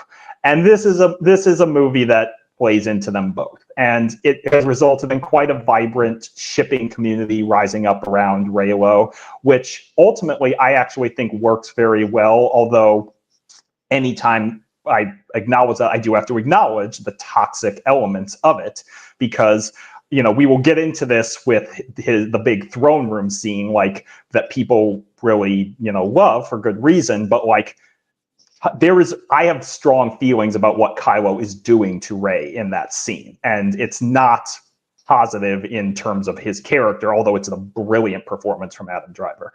But it's also just, it's fun to see these two characters bounce off each other in this way, because ultimately, you know, we haven't seen a relationship quite like this in Star Wars before. Like, obviously, it starts off, Rey is very, you know, angry at Kylo, justifiably so, because he murdered Han. He murdered his father, and she obviously wants nothing to do with him and thinks he's a monster.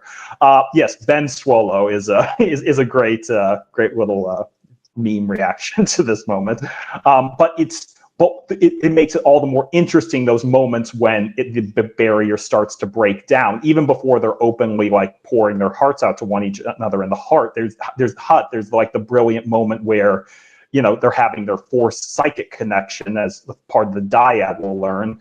And the moment when, you know, he says, "You have that look in your eyes from the forest when you called me a monster," and she spits back at him, "You are a monster." And then he just kind of steps forward and says, "Yes, I am." And you get the sense he's saying it because he wants to believe it in that moment, but there's something else there. And Daisy's reaction to that, like the kind of the blinking of like, wait, I just saw something there that I didn't expect. And then the connection cuts off, and Kylo is shaken by it too. But like, that's a great moment of subtle acting that hints that there is a connection between these two characters that needs to be explored further. Yeah. I just want to say, because I don't want I don't want her to think we're ignoring her. Paula 1966. Those are a lot of questions, good questions about a lot of different things, which we do not have the time to get into on this particular stream, because we're talking today about The Last Jedi. But I will just say, like, a couple quick things, just to address some of your things. I hope to God we get Natalie Portman back in Star Wars. Um, please, God. And in Ahsoka, that would be great. Um, I'm just going to highlight this because I honestly don't know. Because first of all, I don't know the first thing about Darth Talon. I am not super well read in many of the legend stuff. I'm aware of the character. Um, I don't think that's specifically what they're doing. I think she's inspired by the character, but I don't know if that's where they're ultimately going to take her. If they do, great. But I am not the best person to ask about that. But needless to say, either way, I think I speak for both of us when I say we cannot freaking wait for Maul Shadow Lord, and we actually will be doing a stream, two streams on the show when it comes out. So stay tuned for that. But yeah, let's. I'll be quick and just say, yes, I think Keanu Reeves would make a great Darth Revan. I do think we are getting some kind of Abeloth figure in season 2, even if she is not called Abeloth. I think that I would love nothing more in the galaxy than to have Natalie Portman back in Star Wars in any capacity, but especially in Ahsoka season 2. Please God, Dave Filoni, give her a call. And yes, I think that the character of Devon Azara in Maul Shadow Lord will be inspired by Darth Talon's story, but will not actually be Darth Talon. So. Okay, so back to just talking about Rey and Ben, like a couple like highlight things. I just want to say like the hut scene is hot. Yes, closest thing we've gotten to a Star Wars sex scene at that time. It has since been surpassed by Tim Carlo and his socks in Andor, but this is still sexy. And then again, like the big throne room scene. But before we get to the stuff you were talking about, but the stuff with Snoke, who, by the way, I gotta say, like, Snoke was, kind of underwhelming in The Force Awakens, but I really enjoyed his presence in this film. Ultimately, it's, right before he dies, but I just thought what they did with him, the sort of design of the character with like the gold shiny robe and Andy Serkis's performance, like, um, we'll save most of this for next week, but I'll just say this: I'm not altogether thrilled ultimately with what they had Snoke be revealed to be, because I actually think that they started to make him quite interesting in this film. But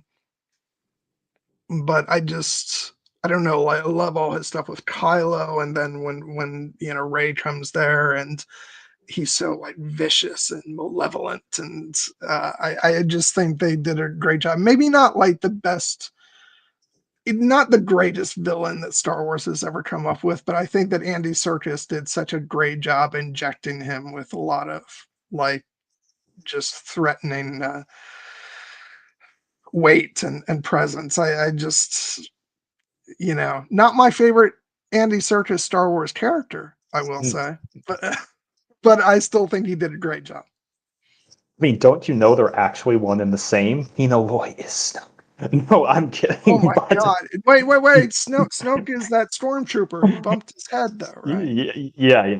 I don't miss the Snoke theories. I ultimately will get into this when we talk next week. I'm very satisfied with what they did with the character of Snoke, because from the moment he showed up in in Force Awakens, I was like, oh, it's Discount Palpatine, and then turns out that is exactly what he is, and I find that very satisfying.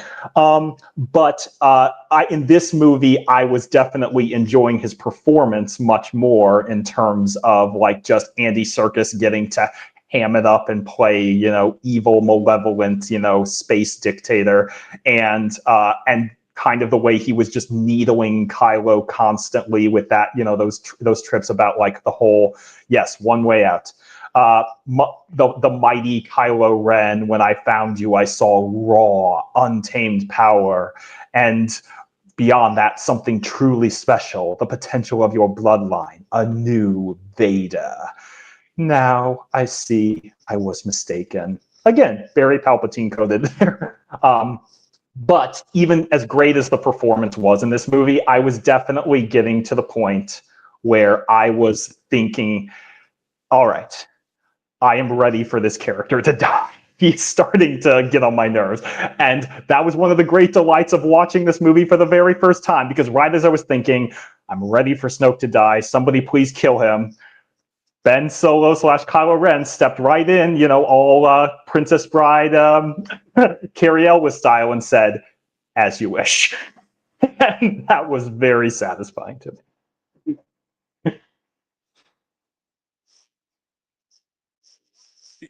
You froze up for a minute, Jared. Maybe that was me. I don't know. Oh, I definitely, I don't know how much of that you got, but basically to sum it up, I was just saying that I was, as much as I was enjoying Andy Serkis's performance as Snoke, I was very much ready for the character to die, and then lo and behold, Kylo Ren stepped in all Princess Bride style and was like, "As you wish," and that was a great moment for me in the theater. Um, I do find it kind of funny though that Rian Johnson dispensed with the Emperor stand-in character in this movie, so the last movie could go off in another direction, only to bring back the actual Emperor.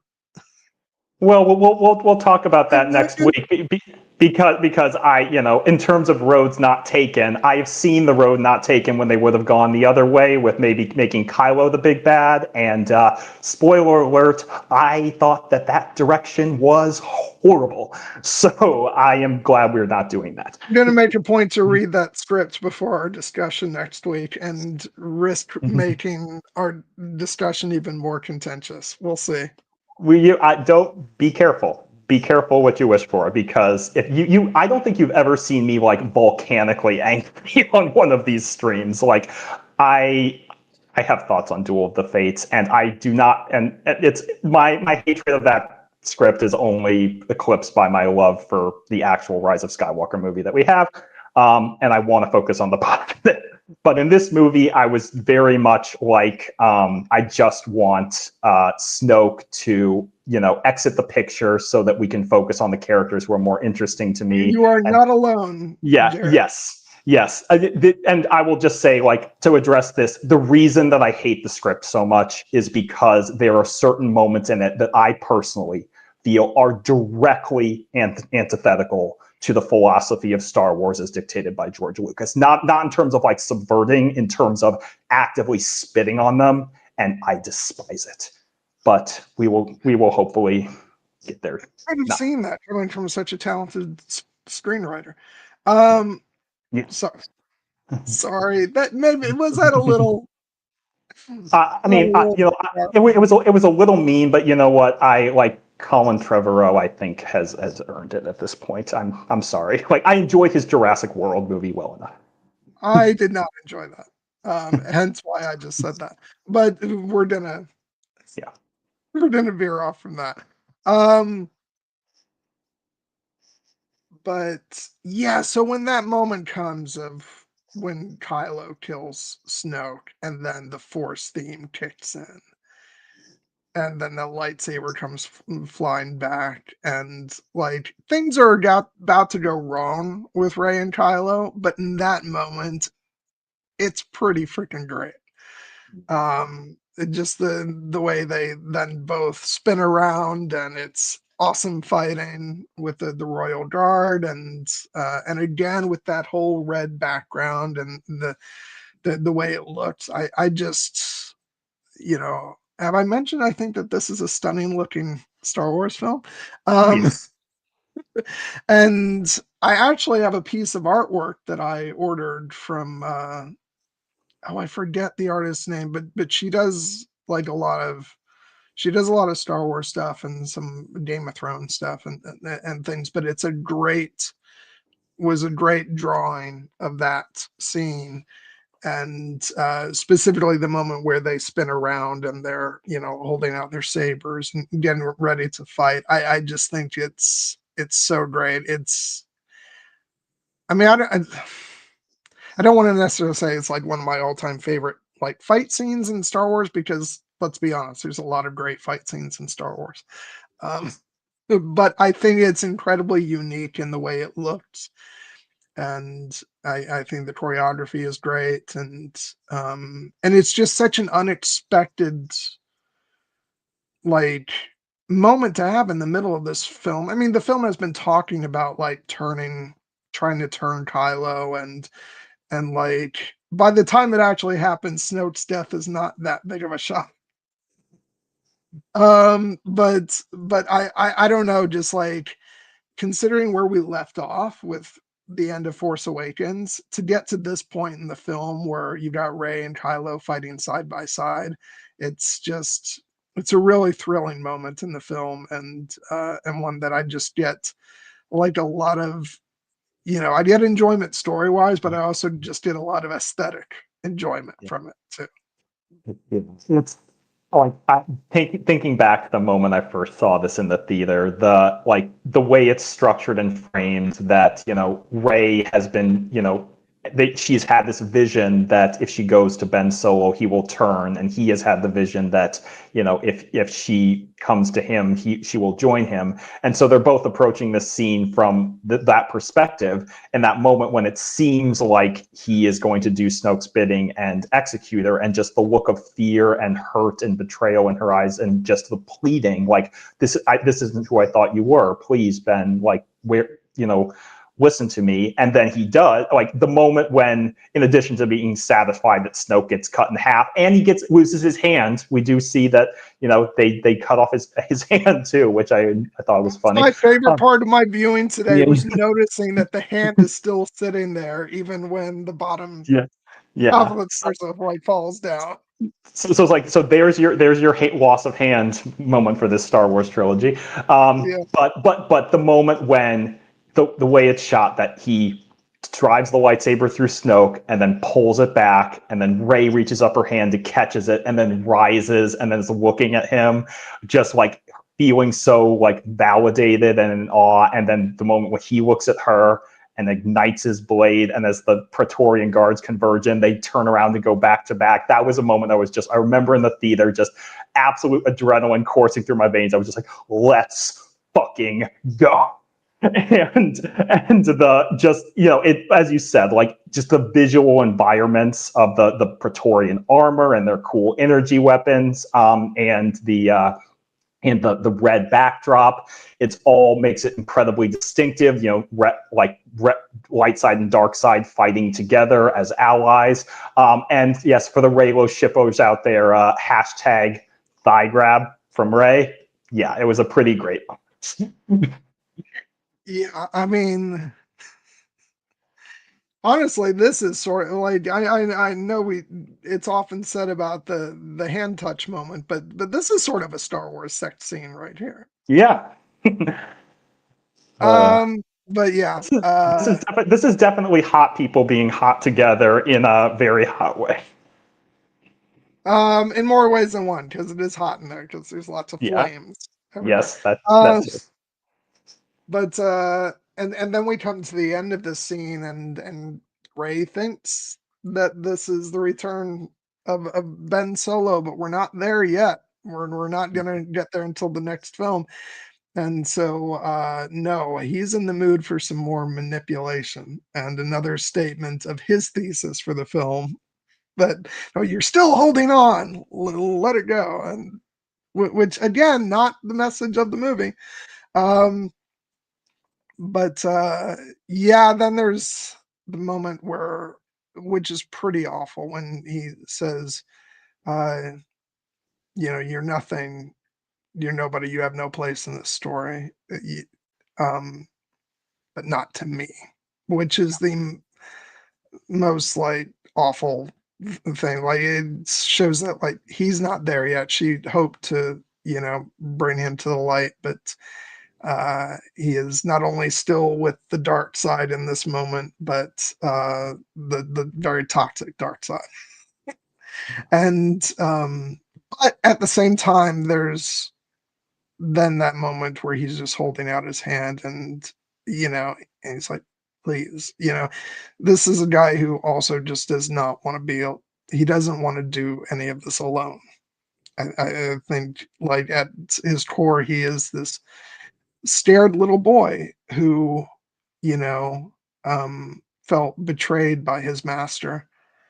And, and it's, I think we talked about, I don't know if we talked about this with The Force Awakens, or with one of our other Star Wars discussions, which is about, like, the dark side and not being willing to turn back. It's sometimes you make bad decisions, and you think the only way forward is to continue making bad decisions, because you can't possibly go back and say, I'm sorry, I made a mistake.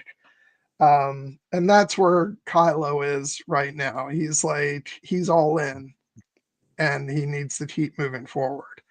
Um, and now he's going to be the one, he feels he's going to be the one holding all the power, because now he's gotten rid of that pesky Snoke, and he can control his own destiny, except he's not. And so it's not a good moment for him. Yeah.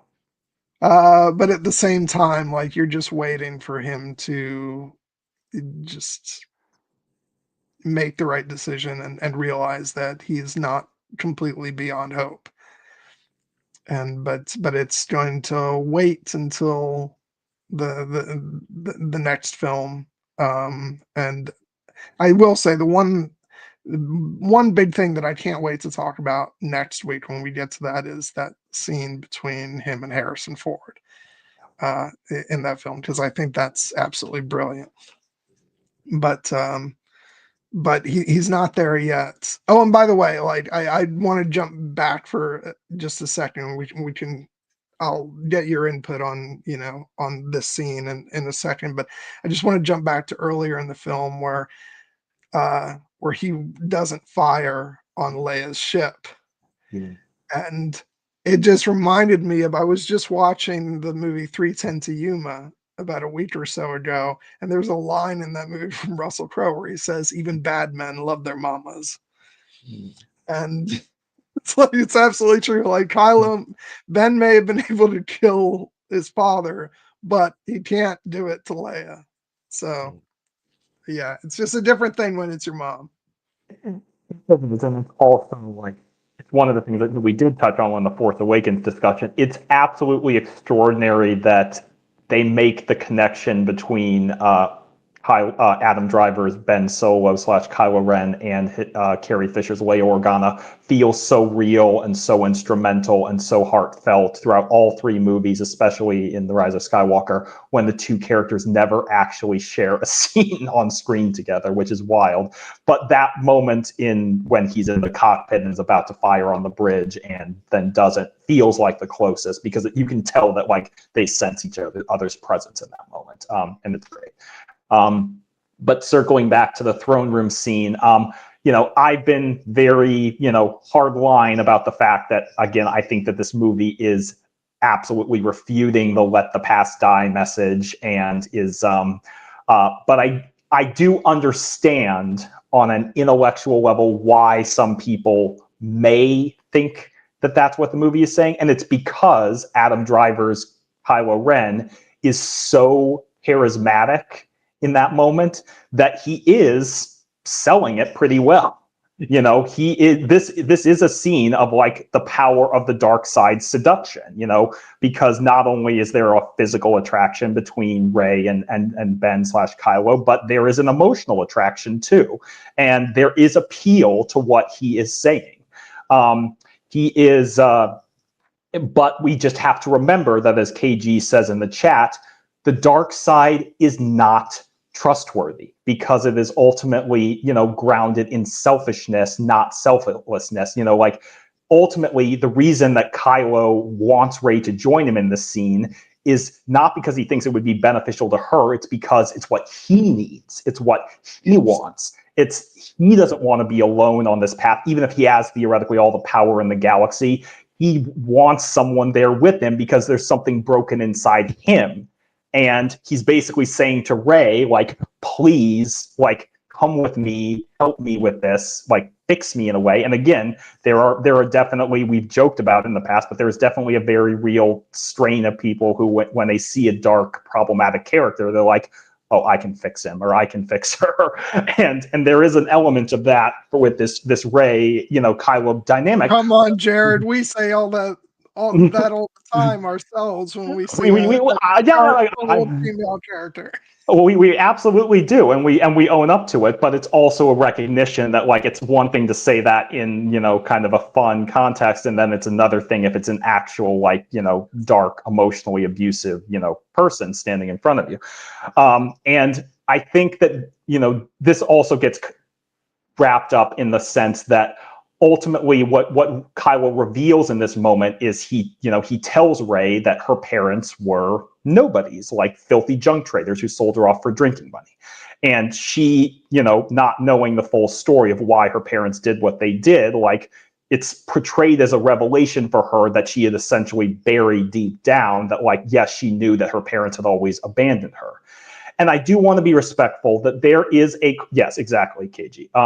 There is a strain of fans out there who see this moment as very empowering for Rey, because it's her like essentially saying she doesn't need to be part of any of these major lineages. She's just herself and it's enough.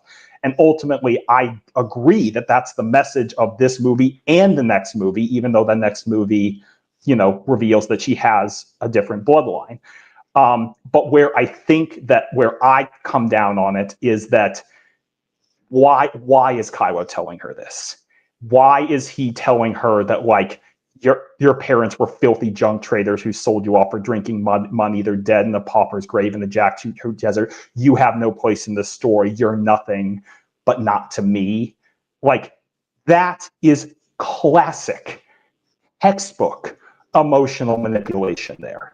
And the idea of him saying like, oh, you're nobody, like you're not a member of this story, but you could still be powerful, like in his own way. Like, I get why people want to see that as empowering, and it is, but ultimately that's because it's Rey's choice. I think it's just as powerful that she rejects her true bloodline in the next movie, because it's her choice. And it's her choice in this moment to look at Kylo and say, I may feel this connection to you that maybe even borders on love, but what you're doing right now, to quote a scene that this is incredibly evocative of from Revenge of the Sith, this is Padme Amidala standing in front of her husband, Anakin Skywalker, and saying, you're breaking my heart. You're going down a path I can't follow. And people make fun of that scene because of the way like it was portrayed. I always found it one of the most beautiful and heartbreaking scenes in the entire prequel trilogy. And this is that scene kind of redone in many ways. And I think it is to Rey's great credit that she recognizes what the right choice is. And the moment when she reaches out and seizes the Skywalker blade, and they're struggling over it, it's her essentially saying, I maybe feel lost and scared and alone in this moment, and I want to have this connection with you, but not in this way. And if this is the way you want to have that connection, then not only will I not take your hand at this moment, I will fight you for it. And that's why the scene has power to me, not because it's Rey nobody or anything like that. Because I have to be honest, because of the way I read this scene, and they gave the moment, this was the reveal, the big reveal of Rey's lineage, because of the way this scene was framed. I never once, not for one single second, ever believed that this was the end of the story about Rey's lineage. And that's why I think I probably took the revelations in Rise of Skywalker better than some. Yeah, I'm going to divert from on that note and say that I do feel like this film I mean, clearly Kylo's taking this knowledge that he's gleaned from their sort of shared force vision and is using it to manipulate her. But I also felt that it was sort of true when coupled with what we see in with her in the Dark we Side call Mirror it Cave. the cave. So it felt to me like this movie was very much saying that she had no like special lineage, and that but I did find that very empowering for the character, because that meant that she was going to stand on her own 2 feet and not have the answer of of her parents being like anybody special or and anything like that. It kind of it put a character in the center of this saga that did not have like the connection to like any of the sort of legacy families or anything. And I thought that that was a very good story. I'm not crazy about where it goes in the next film. I will give you this. On this watch of the film, maybe because it's been a couple years removed from it, I also felt that it actually vibes well with those revelations. um, once you like step aside from all the outside conversations about it. Uh, I think this was the first time watching the film that I was able to actually like allow a space where there are things that happen or are revealed in Rise of Skywalker that feel like they sort of filter into this film and they seem to make sense. One of the big things that I felt was really helped was knowing that Leia actually trained with Luke to be a Jedi, and like that for me really informs now the moment where she's able to use the Force to guide herself back to the ship. It's you didn't know what the extent of her like Jedi abilities or training was when this film originally came out. So that's a moment that I actually really like having the context of Rise of Skywalker. And I do think the things with Rey's lineage and all that, I actually do think it's played fairly in this film, where that is not what I drew from it originally, and I don't feel that's what was intended, but it feels less at odds than it originally did for me. Which is not to say I still don't have issues with the execution of certain revelations in the next film, and we'll talk about that next week. Um, but I think the passage of time is allowing me to sort of just let these sit as films in a series that are, that relate to one another without remembering those conversations for the 2 years in between, or or after the films came out and all that. Um, so I actually think either one of those is a valid read on this film. Uh, I just think it really depends on how important your original interpretation of this film was, and I think it's completely valid to still wish that uh, that the saga had stuck with Rey basically not having any like sort of family connection to whether it's Skywalkers or Palpatine or or Kenobi's or what have you. Um, but I also think that there's room that it's played fairly uh, with this film, because I was watching it today and it very easily felt like, and the dyad stuff also feels like it fits more seamlessly for me now. I thought, well, didn't Snoke actually say that he did it, and was what was intended for this film? And even if it was, um, if you pay close attention to a lot of the dialogue about their connection, it is hinted that something else is going on here. And so I'm more open to those connections between the films than I was back in 2019. So And I'm glad to hear that, because this is something I feel particularly passionate about, that these movies are actually like that The Last Jedi and The Rise of Skywalker actually work very much thematically well with one another. And it's because, with respect to Rey's lineage, ultimately what the story that is told is that Rey gets to self-determine. And I think that is, and she makes her own choices. And I think that is really what is striking and powerful about the story in this movie and the next movie. But also just the fact that, yes, I acknowledge that people are going to have different opinions on this, and I don't want to take away, because people have personal journeys and things that they want to go through with respect to their own families and bloodlines, and seeing themselves in the character of Rey, and does that mean I could be the hero? And I still think that that holds up, even though it's ultimately revealed that there's a different answer. But really what I feel is most true about these movies is that the passage of time has done really wonders for them, I think, as a coherent trilogy. Because I wasn't alive at the time the original trilogy came out, and we've joked about the fact that if I had 3 years between Empire and Jedi to speculate on like, well, who is this other that Yoda's referring to, and is Vader actually telling the truth about her his like. The internet probably would have gone hog wild on that too.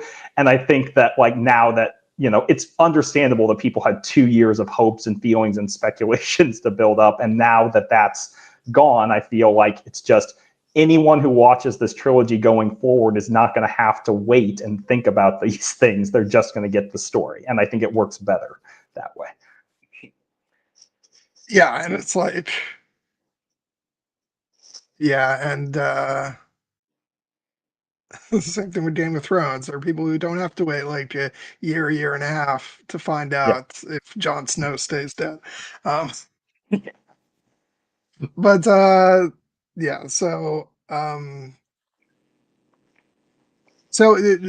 just moving on from that for a moment, I wanted, because I don't want like I want to make sure we save the very end for like talking about the big stuff. I um do want to talk a little bit. We talked a little bit about Poe. I want to talk about the story with him and Admiral Holdo, played by Yeah. Laura Dern, because this is, I'm gonna be completely honest. I see what they're telling. I struggled with it on my first viewing.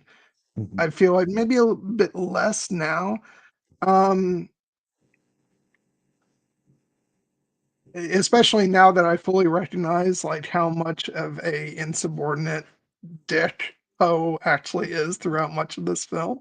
Uh, but but there were instances, like I remember when I saw it originally, where I didn't understand, like I didn't have context for like, did anybody besides Holdo actually know what the plan was? And which was, I think, a big thing for me. I was like, is she just not telling anybody? Um but now I see that she actually has, there are other people, high-ranking people, who are in on what the actual plan is. But it just seems like a lot of people talking at each other and not communicating. Um, so and I know that this was a very contentious storyline because, let's be honest, because there was a lot of sexism floating around about this movie. And um it's like, how much does she, like, Holdo, feel she even owes to Poe at all, especially since he was demoted and like he was responsible for the disaster of losing, so many of their bombers. Like, that's all completely valid too. I'm interested, what's your read on this storyline and how it's executed? I have similarly complicated feelings, and I want to say from the outset that none of them have anything to do with Laura Dern's performance, because I Yeah. think she's freaking great in this movie, and I was so happy to have her in Star Wars. I love her look, it's very distinctive, and I love where her character ultimately winds up. But I do have to acknowledge my frustrations with the whole insubordination ultimately leading to mutiny and Holdo's plan, because I think what the movie is ultimately, in the movie's position, such as I perceive it, is that Poe is way out of line. Poe should have just shut up and listened to his superiors. If he hadn't done this half-cocked plan, then everything Holdo had planned would go smoothly. And, as Leia says in a very poignant moment, she was more interested in protecting the light than in seeming like a hero, which I think is absolutely correct. And the movie does make that case. Um, and it also is, again, with the whole gender dynamics at play here. Like, I think the sexism that was leveled against the character of Holdo was gross and not appropriate criticism. But I do also think that it also got taken the other way, as in, like, yes, this strong, competent woman knows what she's doing, and this hotshot flyboy is just going off half-cocked, and he really, like, this is the problem with, toxic masculinity or whatever. And I get that that is present in the movie.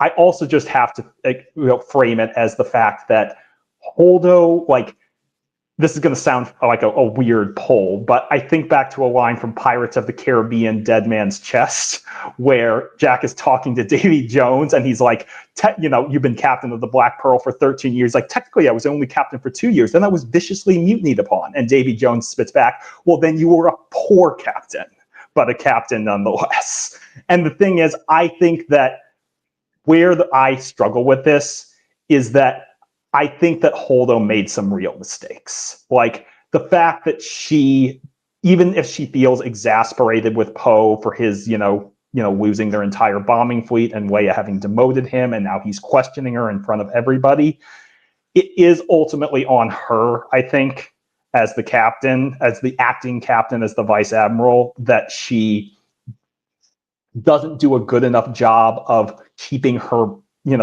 making it clear that she does have a plan, that it gets to the point that Poe feels out of his intentions are good, that he has to mutiny on her in order to, save the resistance. I'm like, this is a case, as you said, if people would just actually talk to each other, this entire plot line wouldn't have needed to happen. And that's my frustration with it. And it's like, ultimately, I still think the character of Holdo is very worthy, and I think that Poe's actions are kind of, meant to be a learning experience for the character, because I do think, it's not a good thing that he leads a mutiny. But I do think that it's, when again, this movie's champions are basically trying to say, like, everything Holdo did was right and everything Poe did was wrong, I think it's more complicated than that. And I think the movie kind of picks a side and probably should have been a little bit more even-handed. Yeah. Yeah, because I think they both make mistakes, but I don't know if Rian Johnson believes that. Yeah. So yeah, I struggle a little bit with it, but I see what the film is trying to do, and yeah, it's I think it's a good storyline. I just think it's a little rough around the edges, and I think could have used a bit more subtlety. Um, but again, none of which is to say that Laura Dern doesn't absolutely kill it as Holdo. I think she's great, and again, talking about like all-time Star Wars moments when she takes that ship and goes into light speed right into the Star Destroyer. That, pardon my language, is fucking awesome.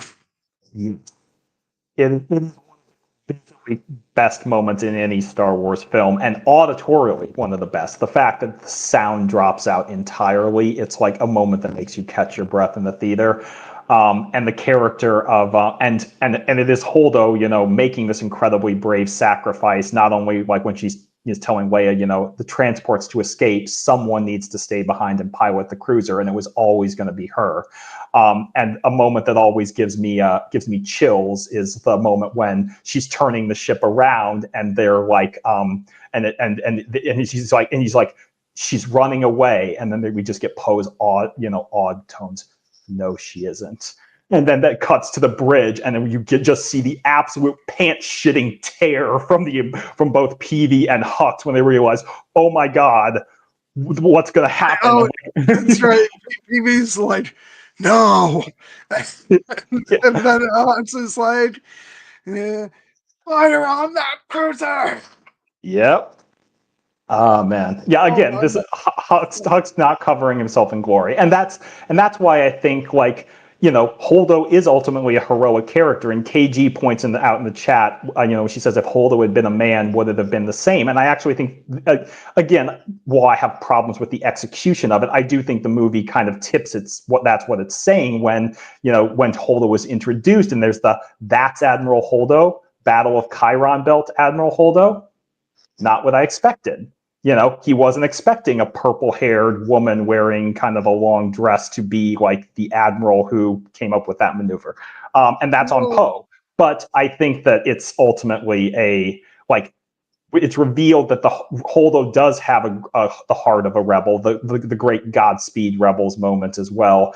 It's just she's not a perfect character. She's a flawed character, but in the end, she does the right thing. I will hold her responsible for the fact that I think she like, and not. I understand the argument. Like she doesn't owe Poe anything, especially given his actions early in the film and all that. But she does kind of take a dickish approach with with Yeah, him, like right off the bat. And I would say the exact same thing if he was if her character was a man, yeah, because it would have been just as um, you know, abrasive. I guess is the word, because she automatically is antagonistic towards him. yeah, Is my read on it, and um, so like I said, I think they both do things wrong. Um, but more wrong on Poe's side since he actually stages a mutiny. Uh, yeah, but yeah, I just like I said, if people would just communicate with each other better. yeah, yeah. It Um, Yeah, it's one of those, like, those moments where it's like, people make the jokes about, like, if this moment in the movie had gone differently, then, like, end movie, right?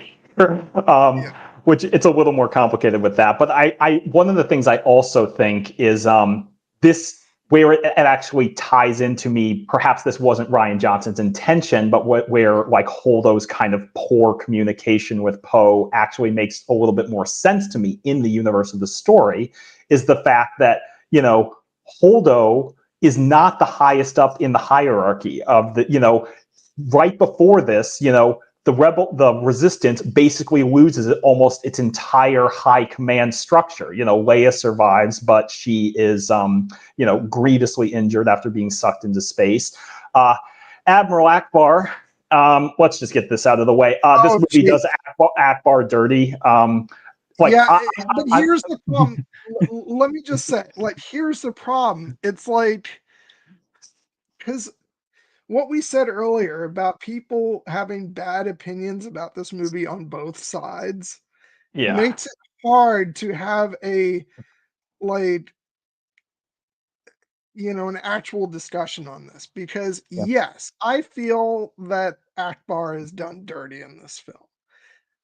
But that does not equate to me feeling that, oh, it should have been Admiral Akbar and not, you know, and not Holdo. yeah, yeah, It's like that whole thing. Like, I wouldn't have objected to like Akbar being the character. I understand why they didn't do it because it's a hard thing. Like, it's a hard thing to ask certain people in the audience to take a giant talking fish seriously.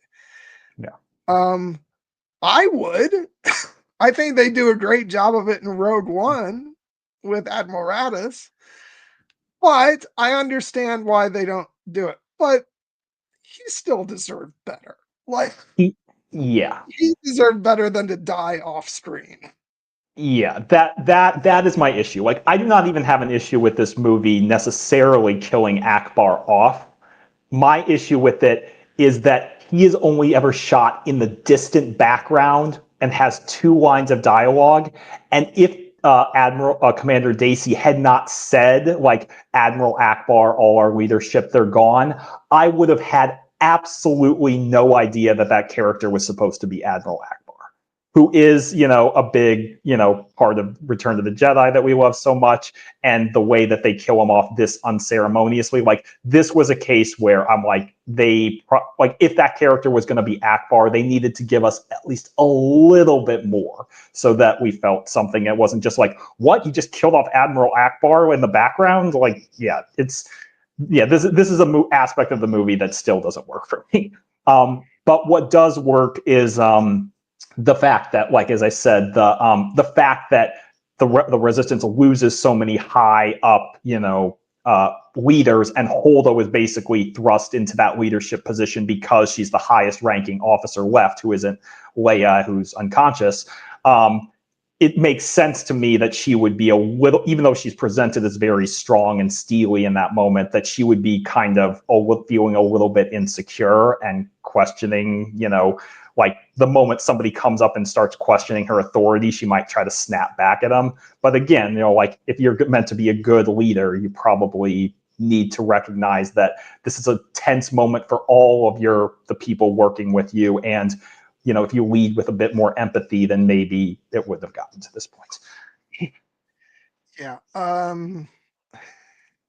KG, this is how I feel when I'm asked to have a take on anything in this movie.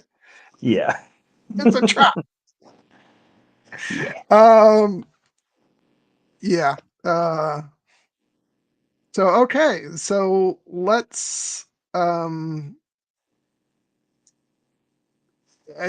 start working towards the end of the film. But I want to that end, I want to start with Kylo and Luke, and On Crate, you mean? earlier. Okay. Let's Okay, good. talk about the stuff earlier, because it's because the sort of different versions of the scene. This is one of my biggest gripes about um people's takes on this movie, is that like when they criticize what happens with Luke, they always use the screen grab that is like the vicious Luke in Kylo's version of events, and you're all like, you know that that's from Kylo's perspective, and that's not actually what happened. Um, and so yeah, that annoys me. But I want to say, like, it the actual true like version of events when Luke is explaining what actually happened is one of my favorite bits of acting from Mark Hamill throughout the entire film. The way he's talking about, Snoke had already turned his heart, and I thought for one, for the briefest of moments that I could stop at, he ignites the lightsaber, and then immediately it says it passed like a fleeting shadow. And I was left with, oh God, what does he say?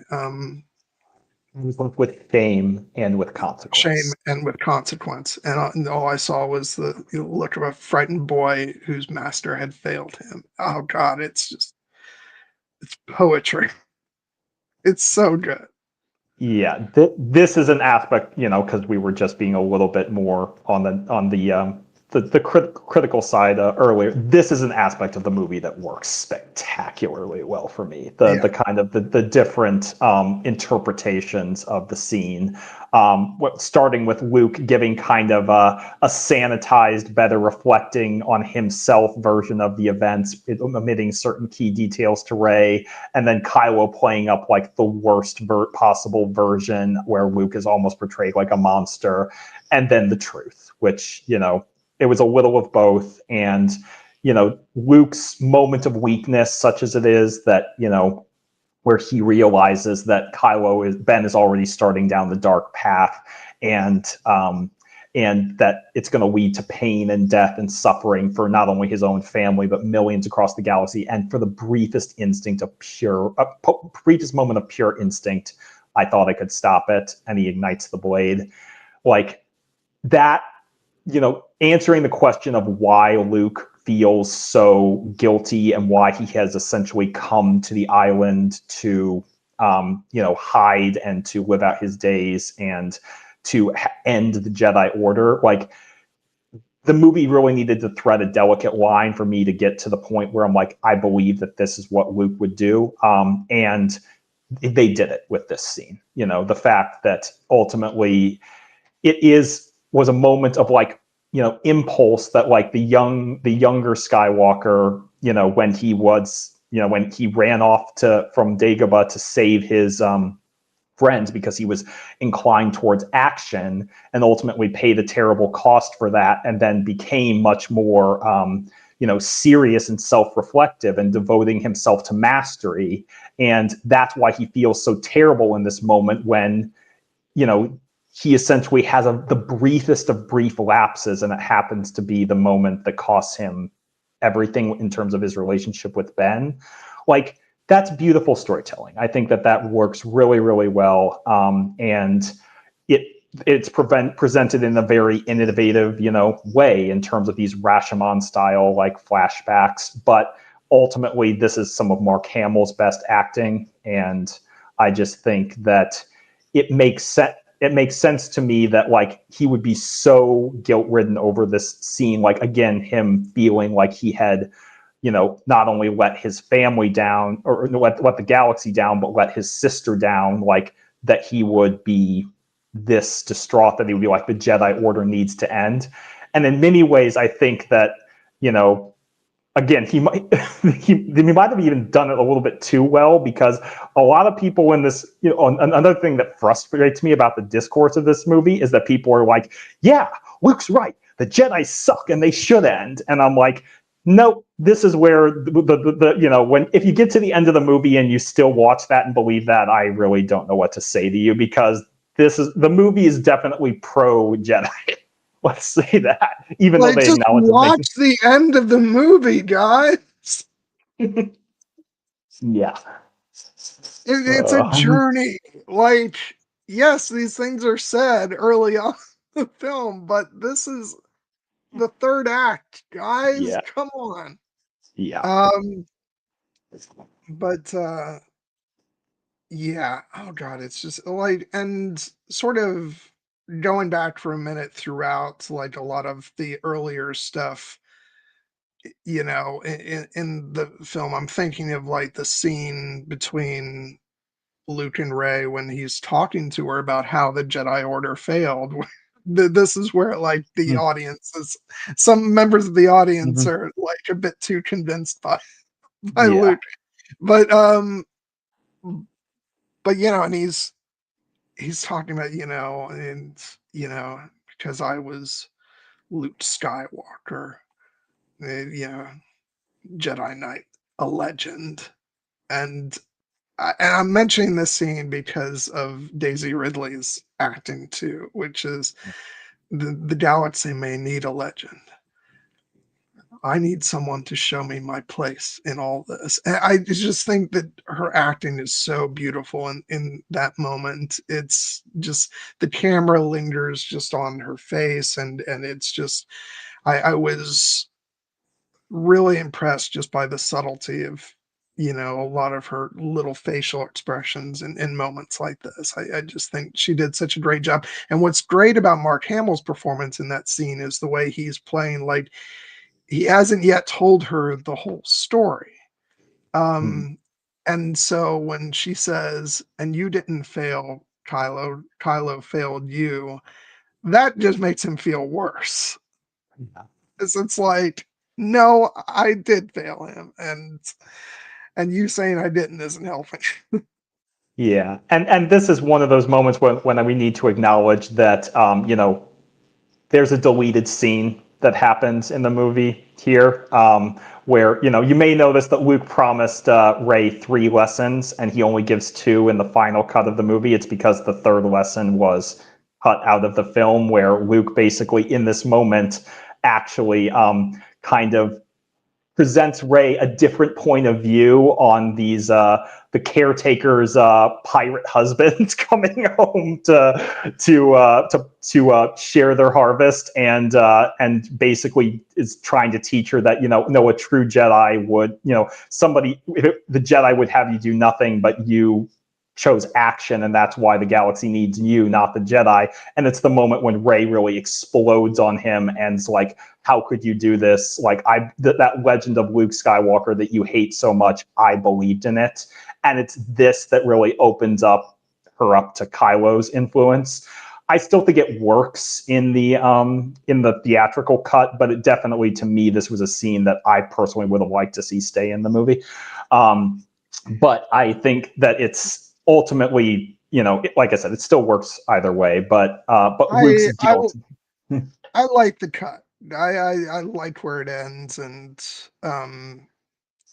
so I don't know. I do like I do like the one where he sort of catches up with her, and I haven't seen the scene in a while, but doesn't he say something like, "I didn't expect you to take off like that," Yeah, or something? I just so that's a little funny, but, yeah. the Maybe I just miss the Scottish horns that the caretakers are dancing to in that pirate sequence. That is very much like, kind of funny humor. I know I said we were gonna focus on, Luke and yeah, and Ben, but, like, we can't not talk about Luke and Yoda. Yes, we have. That's what I was saying when you were saying you were going to talk about Luke and Kylo. I was like, please don't jump right to the end before we talk about Yoda. Yeah. Um, Possibly my favorite Yoda scene in all of Star Wars.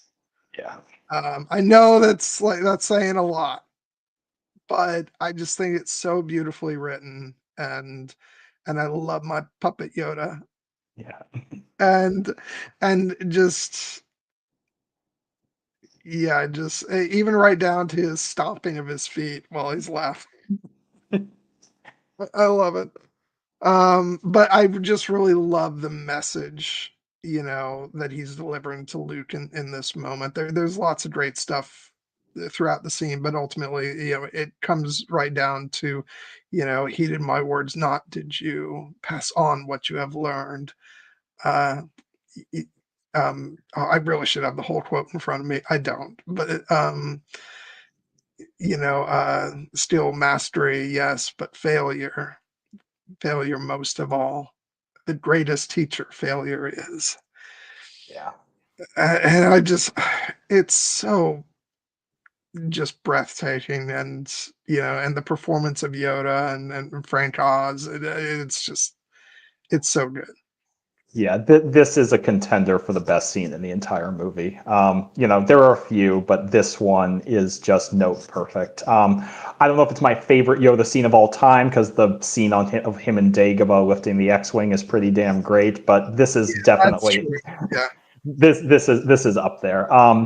But yeah, just the idea that Luke can still, as still learn things from his old master. The whole Skywalker still looking to the horizon, never here now.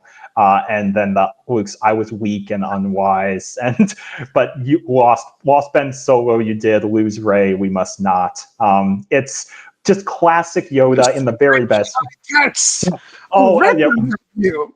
page Well, my turn. page turners, they were not. No, and the absolutely brilliant touch that you miss on the first time, which is he's like, yes, wisdom they held, but that library contained nothing that the girl Rey does not already possess. And it would be work well enough, but it's like actually it's because he knows she already went in there and took the books. So Yeah. it's so good. But yeah, the poignancy of seeing Frank Oz return to this role in such an impactful way. Like it could have been any number of characters. Like it could have when Luke is at his lowest, it could have been Obi-Wan. It could have been Anakin. It was the right choice for it to be Yoda because of he was ultimately Luke's most consequential teacher, and the idea that it's him with Yoda, that there's that moment where they're sitting on the log watching the tree burn, and Luke and Yoda turns to him and says, "Luke, we are what they grow beyond. That is the true burden of all masters." Just so good. The music in the background, the Yoda theme, and which, by the way, let's just take a moment because we haven't even said his name the whole stream. John Williams, Yeah. fucking John Williams. This I know we're gonna disagree on here because I know you've stated your preference in the past. This is personally my favorite score of his for the trilogy. Yeah, I just think it's absolutely beautiful. There's moments like this scene. We're going to talk about the actual scene in a moment, but the track, the spark, when Yeah. Luke walks out to confront the First Order, and like spine tingling, and and the return, though there's not as much of it as you might expect. The theme for the island of Octo does return in the film from its appearance in the last scene in the Force Awakens. That's like one of my favorite musical motifs in all of Star Wars. And just my love and appreciation for these scores grows over time because it was a tall order to follow up on the prequel scores, which are, for me, that is my favorite Star Wars music of all time, is what he did for the prequels. But there are themes from these films that maybe I wasn't as crazy about on first viewing, but now I love with a passion. Like, a big example of that for me is the Resistance March. I don't know how much I didn't love it on first listen, and now whenever I hear it, I get so pumped up. Yeah.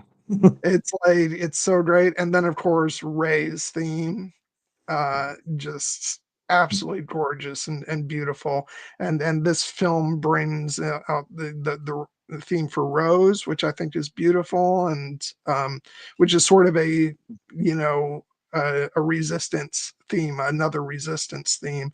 And yeah, it's just,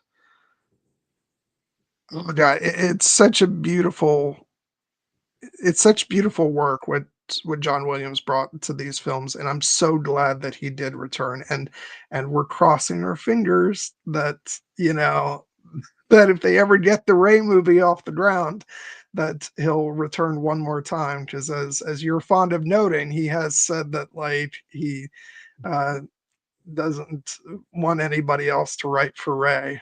So so hopefully that holds true. He's still going. Yeah. So yeah, let's hope for that. But yeah, I absolutely love his work in these films, and in this film in particular. I mean, like I said, even though I would probably say Rise of Skywalker is my favorite score of the trilogy, like you can't go wrong with this one. This score is incredible.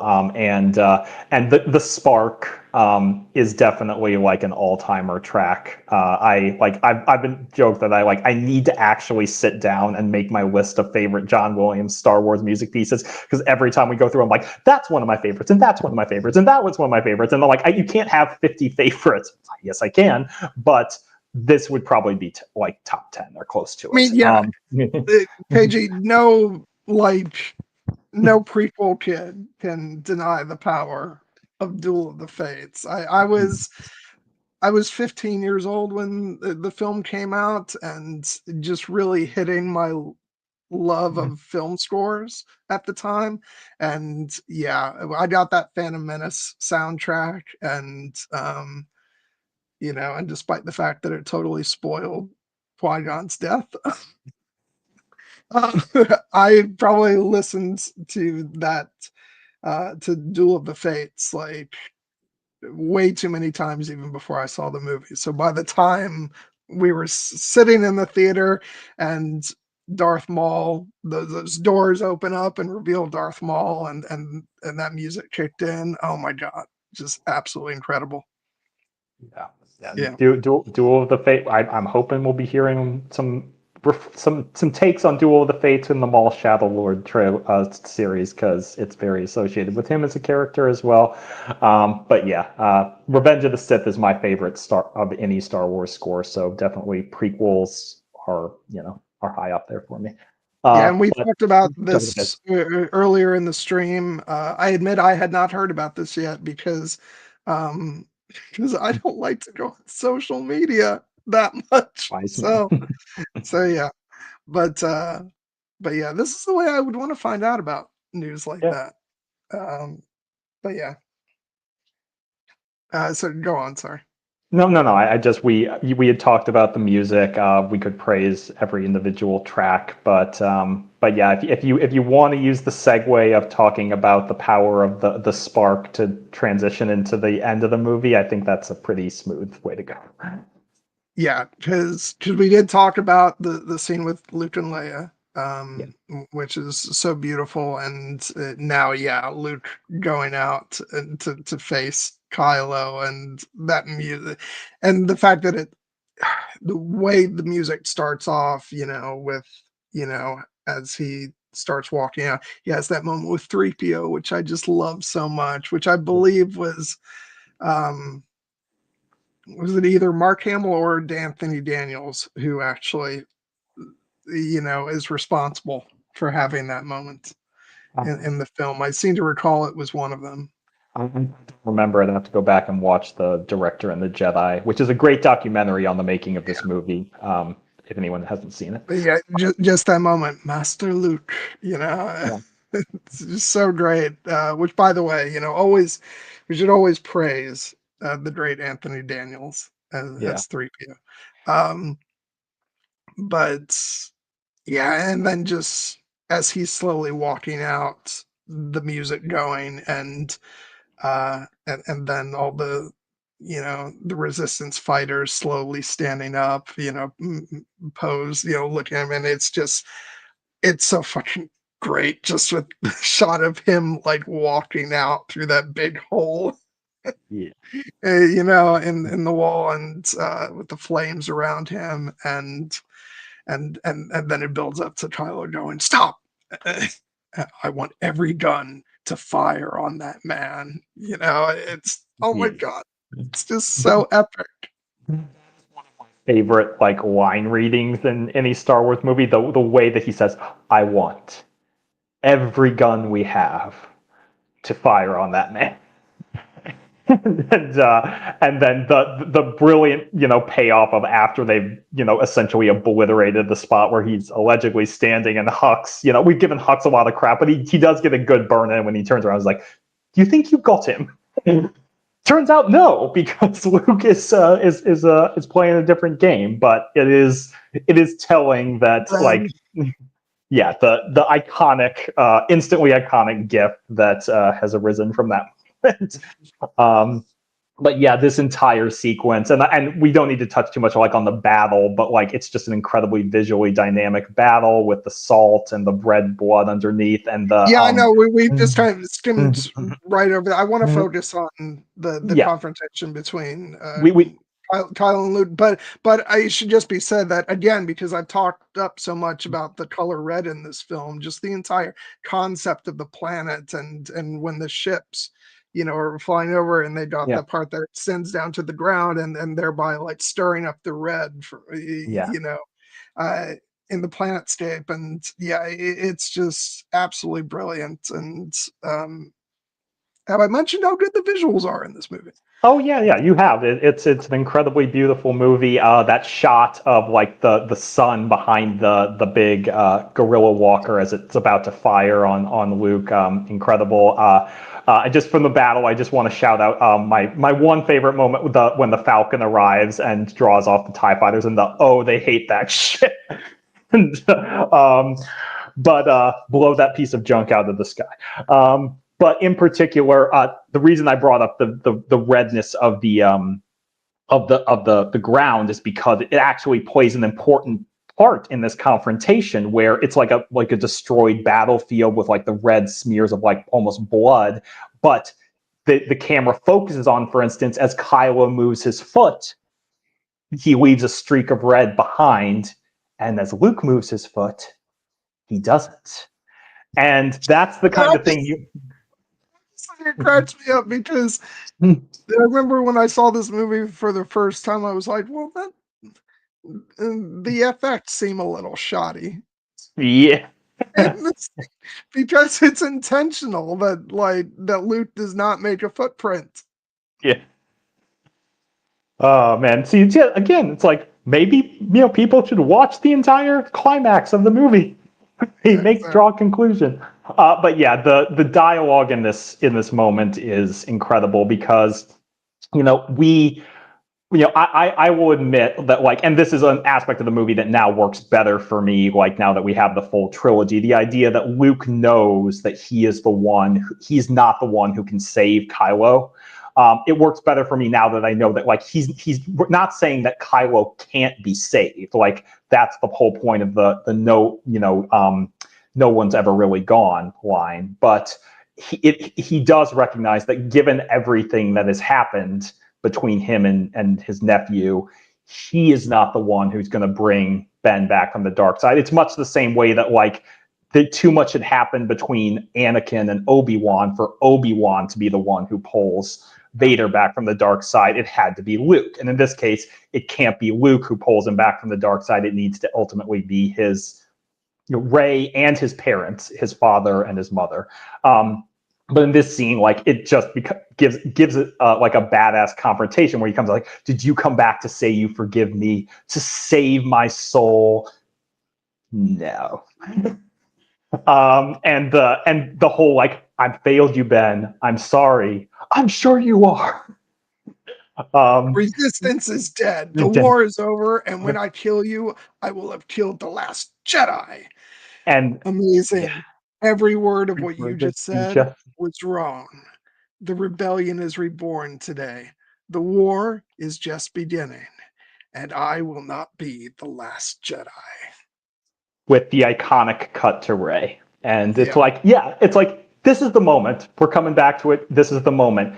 This is the movie saying, we are pro Jedi.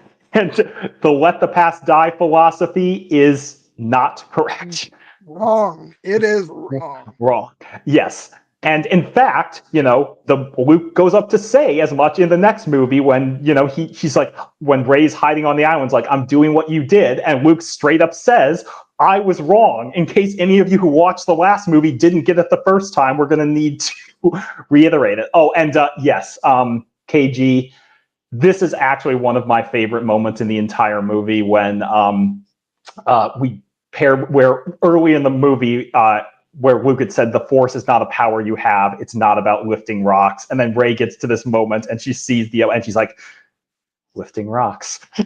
But then we see that like this is what he actually meant. It's like, yes, you have the power to lift this rock, but it doesn't necessarily. What matters is not that you can do it. It's why you're doing it. You're doing it to save what you love, to save the resistance, to save the hope in the galaxy. And talk about great musical score moments. This one, the track that plays alongside this moment is incredible. Yeah, when Rey and Finn finally reunite and hug, and that music is just God's. Yeah, and then following that up with, "I'll destroy her and you and all of it. No, strike me down in anger, and I'll always be with you, just like your father." It's just beautiful. Yeah. All the more so, again, knowing that Luke has the truth of it, that Han's spirit has not left Ben behind, and will, in fact, be what saves him in the next movie. But in this moment, it's a great, hell yes reveal when he attempts to strike Luke down, and Luke is, in fact, not there. By the way, can I just say that, like, a master stroke of, again, using the red of the planet's surface to convey blood as he strikes through Luke, so that we, the audience, think that he has actually cut through Luke. Yeah. And then he turns around, he's like, something didn't feel right about that. Yeah. Turns around and sees Luke still standing there. And then, yes, the cut to Luke still on Octo, using all of his energy and power to pull this one over on Kylo. It's such a brilliant reveal.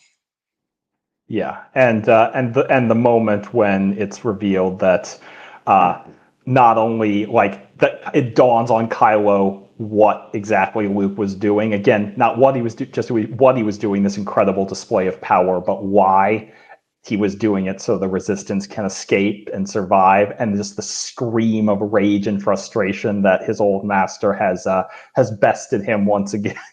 is pretty iconic. But obviously, it's not without its cost, because this is the moment that Luke Skywalker dies. And just before that, and I'm going to I'm going to confess to some complicated feelings here, because the line before Luke disappears is "See you around, kid," Mm. and I thought that that was the movie indicating that Luke was coming back in the next film. I will admit to that.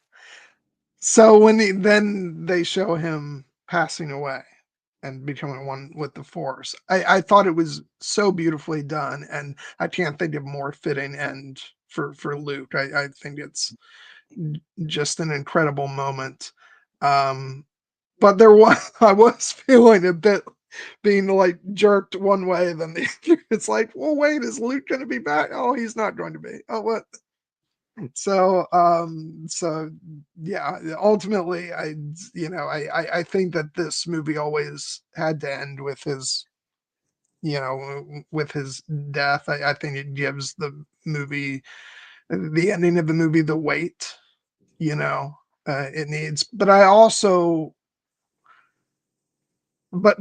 there is this feeling of, I wonder, like, if they had known that they weren't gonna have Carrie for the third film, would they have made the same choice? And maybe they would have. Um, but it does, but I have always wondered about that. The but we'll never know. As it stands, I think it's perfectly done, and I could not ask for a better send off for Luke Skywalker.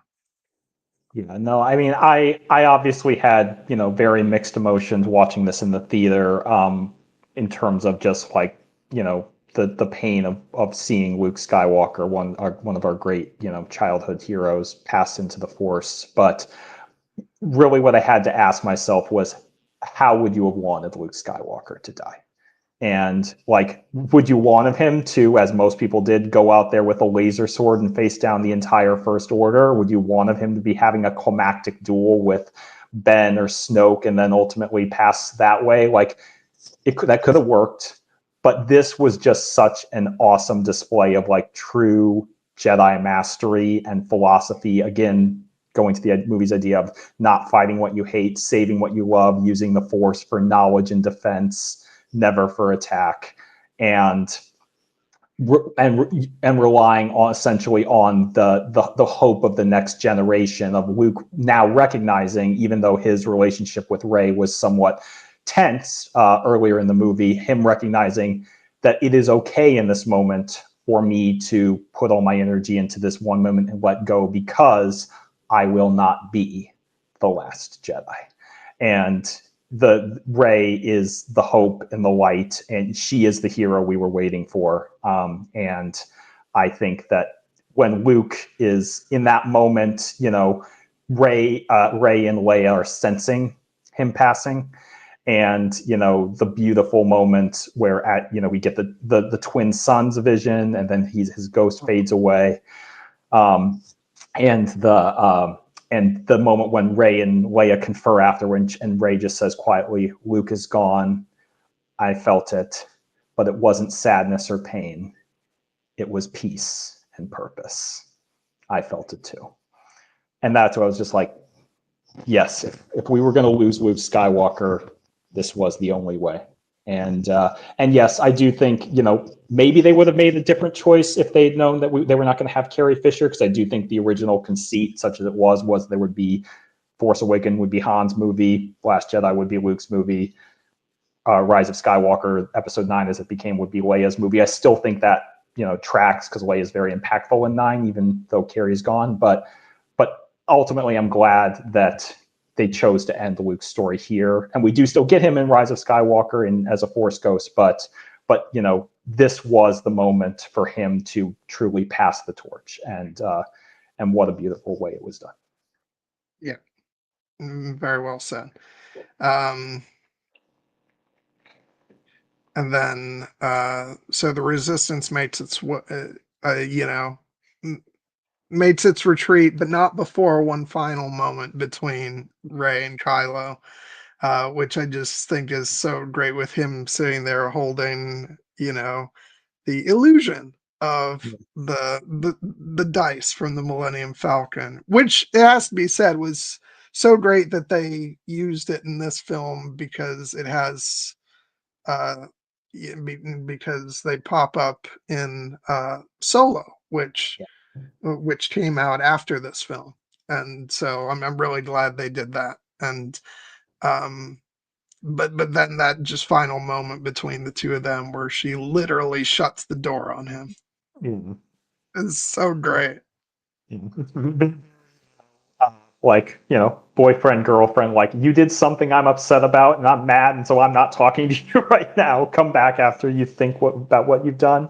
But yeah, it was fun. And ultimately, that shot of Kylo like kneeling there on the ground alone after the choices that he's made, it's a powerful reminder that like this is what the dark side leads you to. Like he's ostensibly now the supreme leader of the entire galaxy, and in this moment it means nothing at all. Yeah. Is my why maybe the next movie starts off with him going off searching for meaning or answers. Yeah. Because he doesn't have any at this point. Um, yeah. And then we get that moment, you alluded to it earlier, that moment between Leia and Ray on the ship. Oh wait, but before we talk about that, I have to say, like, it's always struck me a bit weird having this introduction between Ray and Poe Yeah. in this scene. I'm like, did they not meet in Force Awakens?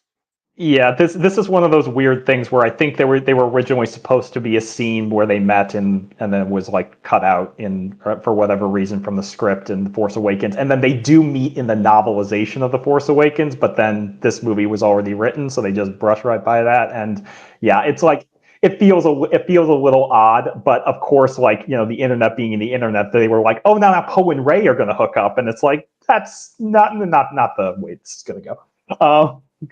But I do like that moment, that just in the way they play it, of the her saying I like will I'm. say they are there are a couple moments in the next movie where they're rather flirty.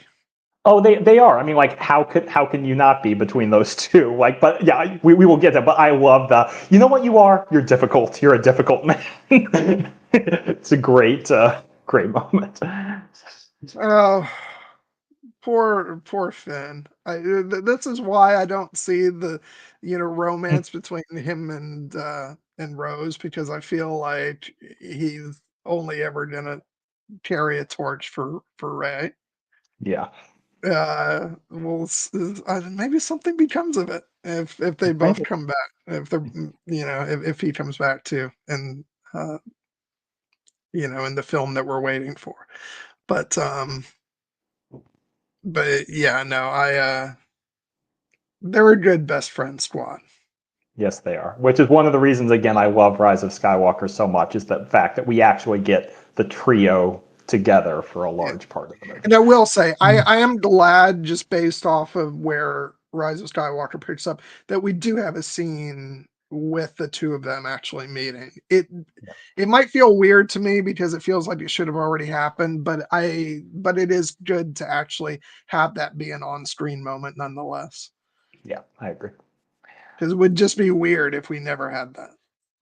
So, but and then we get the moment on, not only we see that's like Finn taking care of Rose, which funny, when I first saw this movie and I came out of it, I don't know why I completely blanked out on these scenes of like Rose at the end of the film. I was like, did she die in the movie? And then I'm like, oh wait, no, she didn't. So yeah, so that's good. And then we get the reveal of Ray, the fact that she has the Jedi texts, and thus proving that Yoda is a sly little devil. Yes.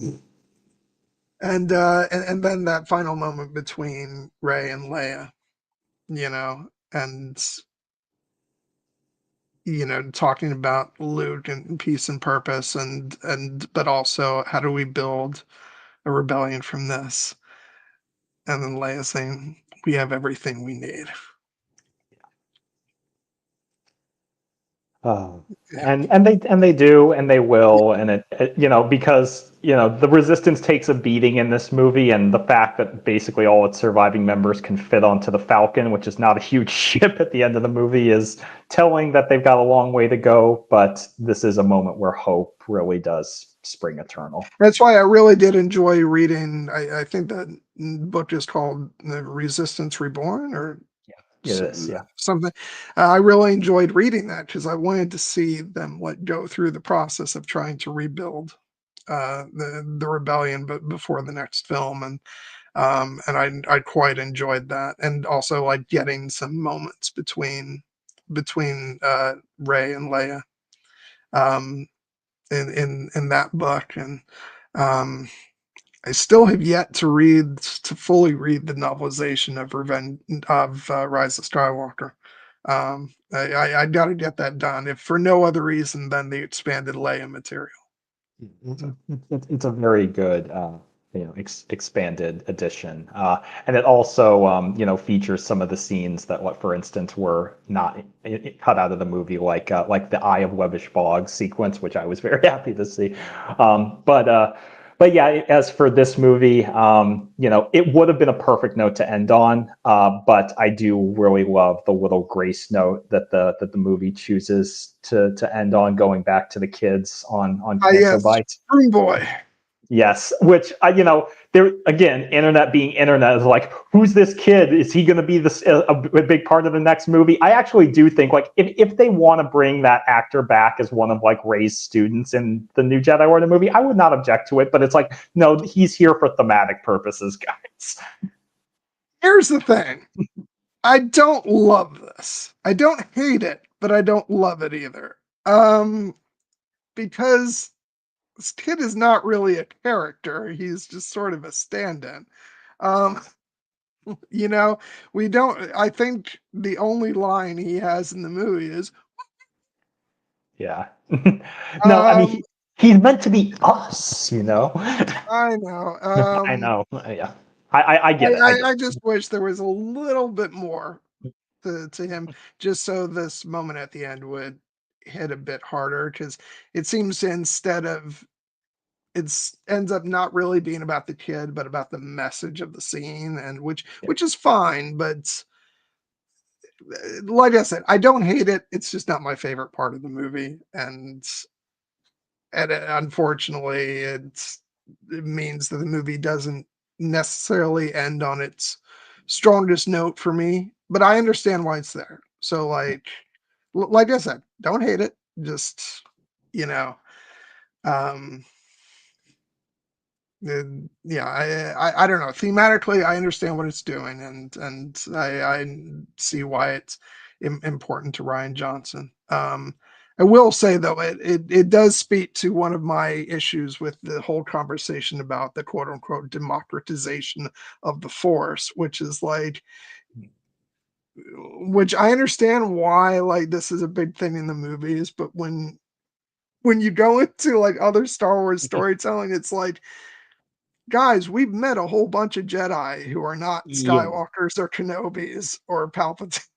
like, like there's plenty of democratization of the Force. We see lots of different people being Jedi. So Yeah, I share your frustrations on that. That feels like people trying to like push their own, issue forward by like selectively ignoring certain aspects of mainly the prequels. But yeah, I just like, yeah, guys, like this kid is one of, even though the Empire, tried to stamp it out, the Force is everywhere. It's with everybody, and that's been true since the very first Star Wars movie. It is not something the Last Jedi invented. Sorry. yeah. Um, but It's when we got to try and shut out that noise and just focus on what the movie is yeah, doing. So yeah. Um, yeah, I don't want to end like on a. It's not even really a criticism. I just but like I said, it's not my favorite thing in the movie, but it's still thematically it works great, and I think like the rest of the whole ending of this movie works like absolute gangbusters to me, and so it's I think it really ends on a high note, and yeah. So overall, I love this movie. As we discussed, there are things that are not perfect, but I think overall this is a really excellent Star Wars film, and I think objectively speaking, like I would like if I'm classifying what I consider best rather than favorite, I would personally put this at number one. Force Awakens is still my personal favorite of the trilogy, but I think that this movie does a great job of going deeper into the characters and really opening up sort of the visual language of Star Wars. I stand by the fact that I think it's the most beautifully shot film in the trilogy, and um, because it's just doing so many amazing things with colors and the camera work and everything and yes, just an excellent Star Wars film that is not what many people think it is. For better, for worse, either way. Once you strip all the talk about the movie away, what you're left is 2.5 hours of pure Star Wars. And what else can we ask for, Jared? Not much in my case. I would agree that this is a great Star Wars movie. Again, not my personal favorite of the sequel trilogy. That is The Rise of Skywalker, just because that movie really kind of indulges in a lot of the things that I love most about Star Wars. But I do think that this is probably the best crafted film in the sequel trilogy, and not only in terms of its technical craftsmanship, like the cinematography by Steve Yedlin, but also just its kind of innovative structure, and I think that Rian Johnson, it's he wrote and directed this movie. It is very much personal to him, and I think that that's what we want our filmmakers to do. Is we want them to use this opportunity to say something that it means something to them, and I think he did that very, very well. Just really, I think it's the only. I think isn't he the only person aside from George Lucas to write and direct a Star Yeah, Wars movie all on his own. yeah. I mean, like obviously, like J.J. Abrams has a screenwriter credit on both Force Awakens and Rise of Skywalker, Yeah, but he did it with but he co-writers. But shares. yeah, Yeah, yeah. And similarly, like yeah, the Solo is written and directed by different people. Rogue One is written and directed by different people. So yeah, this is the one and only like classic auteur of the written and directed by credit that I can recall.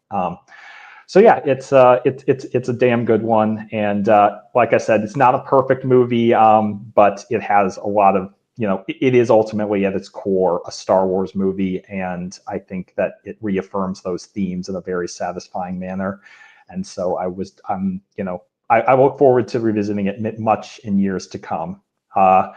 And yeah, I don't know if do we have room for a quick lightning round of just things we may have overlooked before we wrap up here?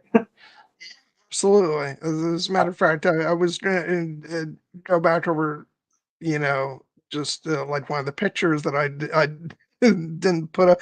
We didn't. Well, I'm going to let you go ahead and say what you wanted to say, and then I'll address what I think we may have missed too.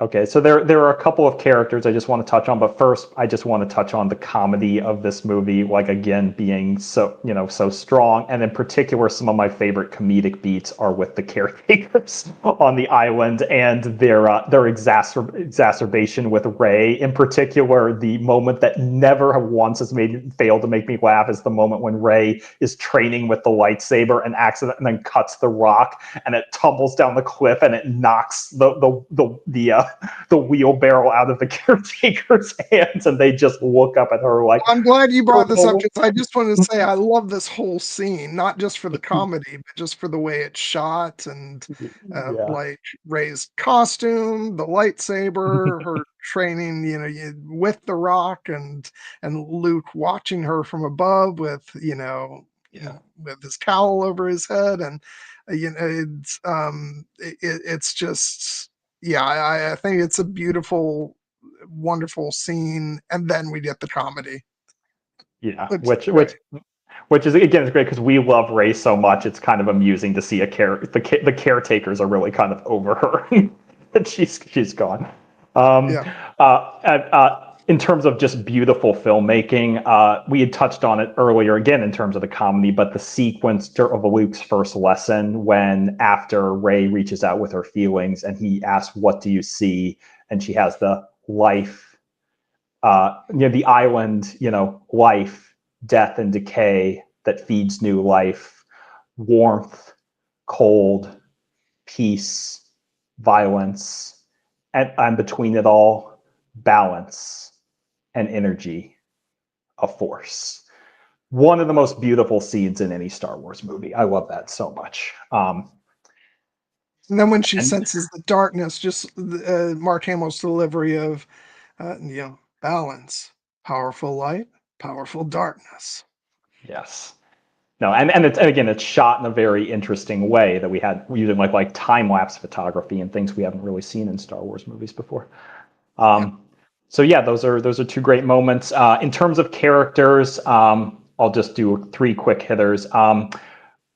I don't love the way Maz Kanata is used in this movie, just because her scene feels kind of obligatory. Like that she basically is just there to give them a piece of information, and then she's gone. But I do love the fact that Lupita Nyong'o gets a couple great moments in there. The whole union dispute, you do not want to hear about it, and the moment we touched on the Master Codebreaker can do everything. Oh yes, he can.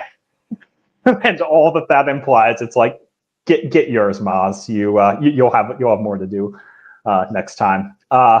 We Speaking of which, can I just say that I am so bummed that we don't actually get a full performance of Justin Theroux as the Master Codebreaker, yeah because I love him. He was just in the latest season of uh the Amazon Fallout.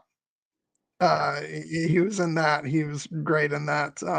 And so he gets his like quick little moment in this, and I'm like, he would have been fun. yeah. I love that. And that moment, no, not now, Lily. I'm on a roll. It's really great. We had touched on a couple other quick hitters. We had touched on Lieutenant Connix, Billy Lord's character. She's present here again. She's one. I love the fact that she's ride or die for Poe, and gets to join his little mutiny, and then right at the end when Leia blasts him, she's the one going. That was a fun moment. It must be said, Jonas Swadamo, who plays Chewbacca, this was the first time he was fully taking over the role from Peter Mayhew. And even though it's not Chewie's greatest movie, I think he has a couple of wonderful little moments, like the whole if you see Finn before I do, tell him. And then Chewie gives his response. He's like, "Yes, perfect. Tell him that." I And then love his flying. busting down the door in the beginning of the movie when Luke went. Yeah. It's like, enough of this shit. Yeah, and then also him flying the Falcon with the Porg and him Oh roaring my and the Porg scream is great. Yeah, and he's a damn good pilot. He pilots them through that crystal cave. Which, by the way, We reminds me, I think I may have even heard that it was an homage, but it just reminded me so much of the original Star Tours. yeah, I'm Like, sure that sequence has been added to Star Tours now because yeah, it's very much in that vein. We had touched on this last week. Phasma, her end, such a she gets a cool fight scene at least with Finn, and the great moment of the "you were always scum, rebel scum" before her demise. That I would not be unhappy if it's revealed that she actually survived. I'm glad they didn't bring her back in Rise of Skywalker, because then it would have been a whole thing. But yeah, Phasma, we could see more of Gwendolyn Christie in these movies. yeah. I mean, Um, she, you know what? She's still great though in the time she does get in this one. Yeah. That was my realization like, I'd rather have some Gwendolyn Christie than none at all, and And and and I think, her delivery is great. I think she's got great presence in the small section of the movie that she is in, and it's a damn good fight scene. it is, and she holds her own very capably, as you would expect from a Gwendolyn Christie character. I want to shout out Gareth Edwards' cameo on the in the in on Crate. It's a little awkward, but the whole like they got to make sure we know it's salt and not snow on the planet. So we have the rando taste it and says salt, and Gareth Edwards as Rebel Trooper looks over like, dude, what are you doing? And it's paying back the fact that Rian Johnson, of course, cameoed in Rogue One as one of the Death Star technicians. And then, yeah, I guess the only other one I want to highlight is the character of DJ, played by Benicio del Toro. If you didn't, I was going to, because we just kind of, unfortunately, I don't want to say we skipped by him, but we Yeah, mentioned him, but yeah, we didn't really give him his due. Yeah, I have a couple quibbles. There's some eccentricities to the character that I'm not necessarily sold on, and if I like the choices or not. But he's obviously fulfilling an important role here in the movie, and he does have moments that I really quite enjoy, even though it turns out he's a dick and a yeah, traitor. But love his conversations with Finn. Just about the fact that the weapon suppliers are supplying to both the First Order and the Resistance, and like his whole philosophy on things, which it is compelling. But ultimately, I'm glad Finn comes out on the other side of it and realizes, no, you're wrong. And that is an interesting moment from DJ where he's like, maybe. And uh, and I do love the turn where he ends up giving uh, Rose's necklace back to her, which is the moment where we think, oh, this guy's actually might be okay. And then, of course, 2 minutes later, oh no, he's not. yeah. Um, so I don't know. He's not my favorite character in the movie, but I love Benicio del Toro. He's really good. He was just recently gave a great performance in One Battle After Another, which wasn't my favorite movie of the year, but uh, that is not holding anything against all the actors in the movie, including him. So he plays a lot of like very eccentric characters, which I enjoy about him. Even if I don't always like, even if some of the choices sometimes seem a little odd to me, I like that he kind of goes out there and I will of course never forget his performance in Sicario, which is just like he's fucking incredible in that. So That's one of my favorite performances of his. This would probably be a little lower down the roster, much as I love the actor, because yeah, he's really there more for the thematic purposes of kind of representing the dark side of Finn's choice. But he's yeah, very effective at that, and yes, he gets his little eccentricities in, like his stutter and his the way he carries himself. I do love in particular the moment when they're like they're trying to break into the vault, and he's like, it's now or never, and he's like, no. And again, you think they've got it, but then it turns out that dastardly droid had clocked them entering the ship as soon as they arrived. And yeah, and it was just fun to see him in Star Wars because unfortunately he's debunked this, but there was a long-standing rumor that he was the original actor who was cast as Darth Maul in The Phantom Menace, and it turns out that probably wasn't actually the case. But I remember when he joined up with this, I was like, oh, Benicio del Toro is finally going to get to be in Star Wars, and he plays a very different character than Darth Maul. yes, much different. Um, so yeah. And anything else? Nope, just I'm like I said, there are so many great little moments in this movie, but we really talked about the big things and the big actors that I really wanted to cover. And I'm sure that if there's anything that we want to circle back on because we overlooked it, we'll have that opportunity next week. Because even though we're doing dedicated streams for each sequel trilogy movie, as you can see, we've kind of gone back and forth on talking about the trilogy as a whole. So. Um, just want to say I love Rose Finn. You're not dead. Where's my droid? Oh yes, and the way he runs to him, and then he's like giving him the little belly pats again. Like BB-8 Buddy. is so puppy coded. It's unreal, and he gets great moments like he jacks up that AT Walker and is blowing stuff up and and saves Finn and Rose. So BB-8, you're a good one. Oh, then there's one more music thing I want to say, and I love John Williams for this. He sneaks in the theme from Brazil into the Canto Bite sequence, Oh yeah. which I love him for. It's not that apparent in the movie. You have to be listening closely, but if you listen on the soundtrack, it's totally there. So, Yeah. um, but yeah. So, so yeah, that's it. That's the note I'm going to end on, which is, as always, an obscure DT musical score moment.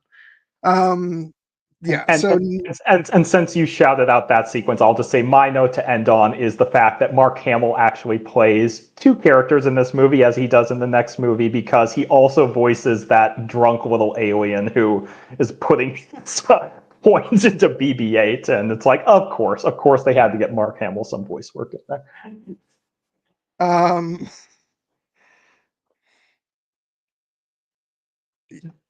I'm trying to see if I can find the name of a character. That character's name is Dobuske. No, I know who that. No, I was going to say my great the cut moment from this film, which I am like most aggrieved about, is the fact that the great Kedpin Shoklop is cut from that his scene is cut from the movie. He is in the Canto Bite book, and he's basically this. I'm sorry, Kedpin, but he's basically this disgusting pink naked Yeah. character with a giant eyeball. But I loved him in the book, and he's just such a like insane and inappropriate appearance that like I kind of wish he had made it into the film. Uh, Mhm. he is in a deleted scene, Yeah. but No, it's sometimes cut things are cut for a reason, and since we're mentioning that, I will just note that Tom Hardy was originally supposed to have a cameo in this movie as a stormtrooper, and when you watch the scene, you're like, "Yeah, I get where that was coming." oh Apologies god. to Tom Hardy, who's a great actor, but the what he was doing with that particular stormtrooper, I don't think it was a regulation. So okay, so conventionally in the past we have taken like breaks in between our Star Wars movie streams. We're not doing that because scheduling just being what it was, with delays on certain things and moving some things around. We're going to be going right into the Rise of Skywalker next Sunday, which God damn it, Jared.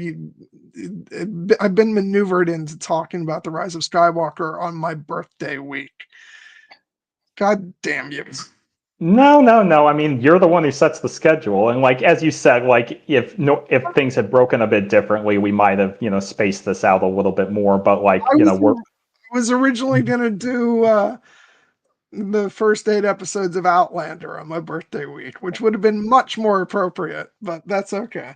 But you know what? We had to take an unexpected week off. We're gonna have a week off in a couple weeks because I my sister's getting married. So yeah, and I've been pretty insistent that like I want to wrap up the our sequel trilogy discussions before Maul, Shadow Lord, and Mandalorian and Grogu hit. So that's why we're pushing forward. But I'm very much looking forward to that conversation because I this will be an opportunity. Like I will give you the floor to talk about your issue because you've talked a lot about the issues you've had with the movie, and I've been very keen to hear what those issues are. Not so I can just refute them because, but I would just say that for me, it's an opportunity to celebrate one of my personal favorite Star Wars movies. And yeah, I'm sound like the way I just said that sounds like I'm not looking forward to the discussion, which actually I really am, because I think it's going to be a great discussion. And for people wondering, like, it is my least favorite Star Wars movie. I will say that, but a lot of that is down to executions on some things. I think like story wise and idea wise, I'm on board with a lot of what the film does. So it'll be interesting to get into all that, and it'll be balanced because I'll talk about things I have issues with. You're going to be, I'm sure, gushing about everything, and there will be things that I will be very positive about because, like, I'm not a monolith with the film. Like, there are things that actually work exceptionally well for me, and we're going to get into those as much as the things that I have issues with. I will be like breaking down when we get to the whole "be with me" moment at the end of the film because oh my god, it's breathtaking. So yeah, and it'll be even funner if I get a chance to read that Duel of the Fates script before. just what I would say is if by some chance you enjoy that script, temper, ease into it because again, I want to stay positive, but I'm not playing when I say that script makes me legitimately very, very, very angry, and I'm very glad that it was not the episode 9 we got. And so a little light teasing and joshing is fun, but trust me, like my position on that is quite secure. I will just say it'll be really funny for a number of reasons if I actually do enjoy the script. Be first and foremost, like I said, I am not a Colin Trevorrow fan. I did not care for Jurassic World at all. At least not until Jurassic World Rebirth, which he was not involved with. So, but yeah, it's I will be surprised if I enjoy it. But on the other hand, I do think it'll make the stream a little funner for me. Maybe And not for you. like there are, in all fairness, like there are things in that movie that like that theoretical movie that does not exist. That I get why people are attracted to certain aspects of it. It's just for me like the thematic point of it and the execution. Like it's like it stands in direct contrast to what I love about Star Wars, and in particular what I love so much about The Rise of Skywalker. And so I feel very, very passionately about that. It was that when Kathleen Kennedy, in one of her big actually went to Trevorrow and said, "No, we cannot make this movie." It was one of the best decisions she ever made in her time as the head of Lucasfilm. So, Oh, well, we'll get into all that next week, depending on if I have time to actually read it. Because with mhm. my new work schedule, maybe I'll just be like, screw it, and we'll just focus on the movie that we have in front of us. Um, but yeah, so got that coming up next week, and then the week after that, we're gonna have Heidi come on to join us, and we're gonna be talking about the first 8 episodes of season 1 of Outlander, which I've been looking forward to for so long. The final season just started actually, and I've watched the first 3 episodes and enjoying it immensely. So so yeah, we're going to talk about the first 8 episodes of that, and then we'll take a week off after that. We'll come back and we'll be talking about the final 8 episodes of season 1 of Outlander, and then we will get into Maul Shadow Lord the week after that. So yeah, we got some fun stuff ahead of us. Absolutely. Yeah. And I just want to say thank you to our commenter KG in the chat, who was Yes. very very dedicated with their time. And we're wrapping up now, but thank you so much for joining us on our discussion here. Yeah, I was going to say, because and we always understand people are busy, but it's always like a lot of fun for us when people tune in live and participate and, like, ask questions and, or provoke different, like, discussion topics and things, because that's when we have the most fun, is when we get to interact with people. So it was very nice to have you here, KG. Thank you. And also, just want to go ahead and scroll back up. We also had Paula 1966, and come in with some questions, which were fun to answer real quick. I again, like, just going to reiterate, yes, let's bring Natalie Portman back to Star Wars, and yeah, we're definitely looking forward to Maul Shadow Lord, and yeah, and early on we had Grandmaster Solus, and pop in too. So thank you guys. It was wonderful. And Danny popped briefly into the chat with did someone say Jon Snow right when we were talking about Oh Jon my Snow? God, was that And, him? yeah, and it's like we manifested him with Oh my God, I didn't even know that was Danny. I would have put up his comments yeah. if I thought that. I completely missed that was Danny. Sorry, Danny. I completely ignored you. I don't know if you're still there, but wow, always asking our friends to pop in, and I just completely ignore him, but that's okay. Um, but yeah, so again, thank you everybody for tuning in, and we'll be back next week with the Rise of Skywalker. Any parting words, Jared? No, just remember to to instead of fighting what you hate, try to remember that save what you love, because that's how we're going to win. And we'll definitely be touching on that theme again next week. All right. Have a good night, everybody. Bye Bye. bye.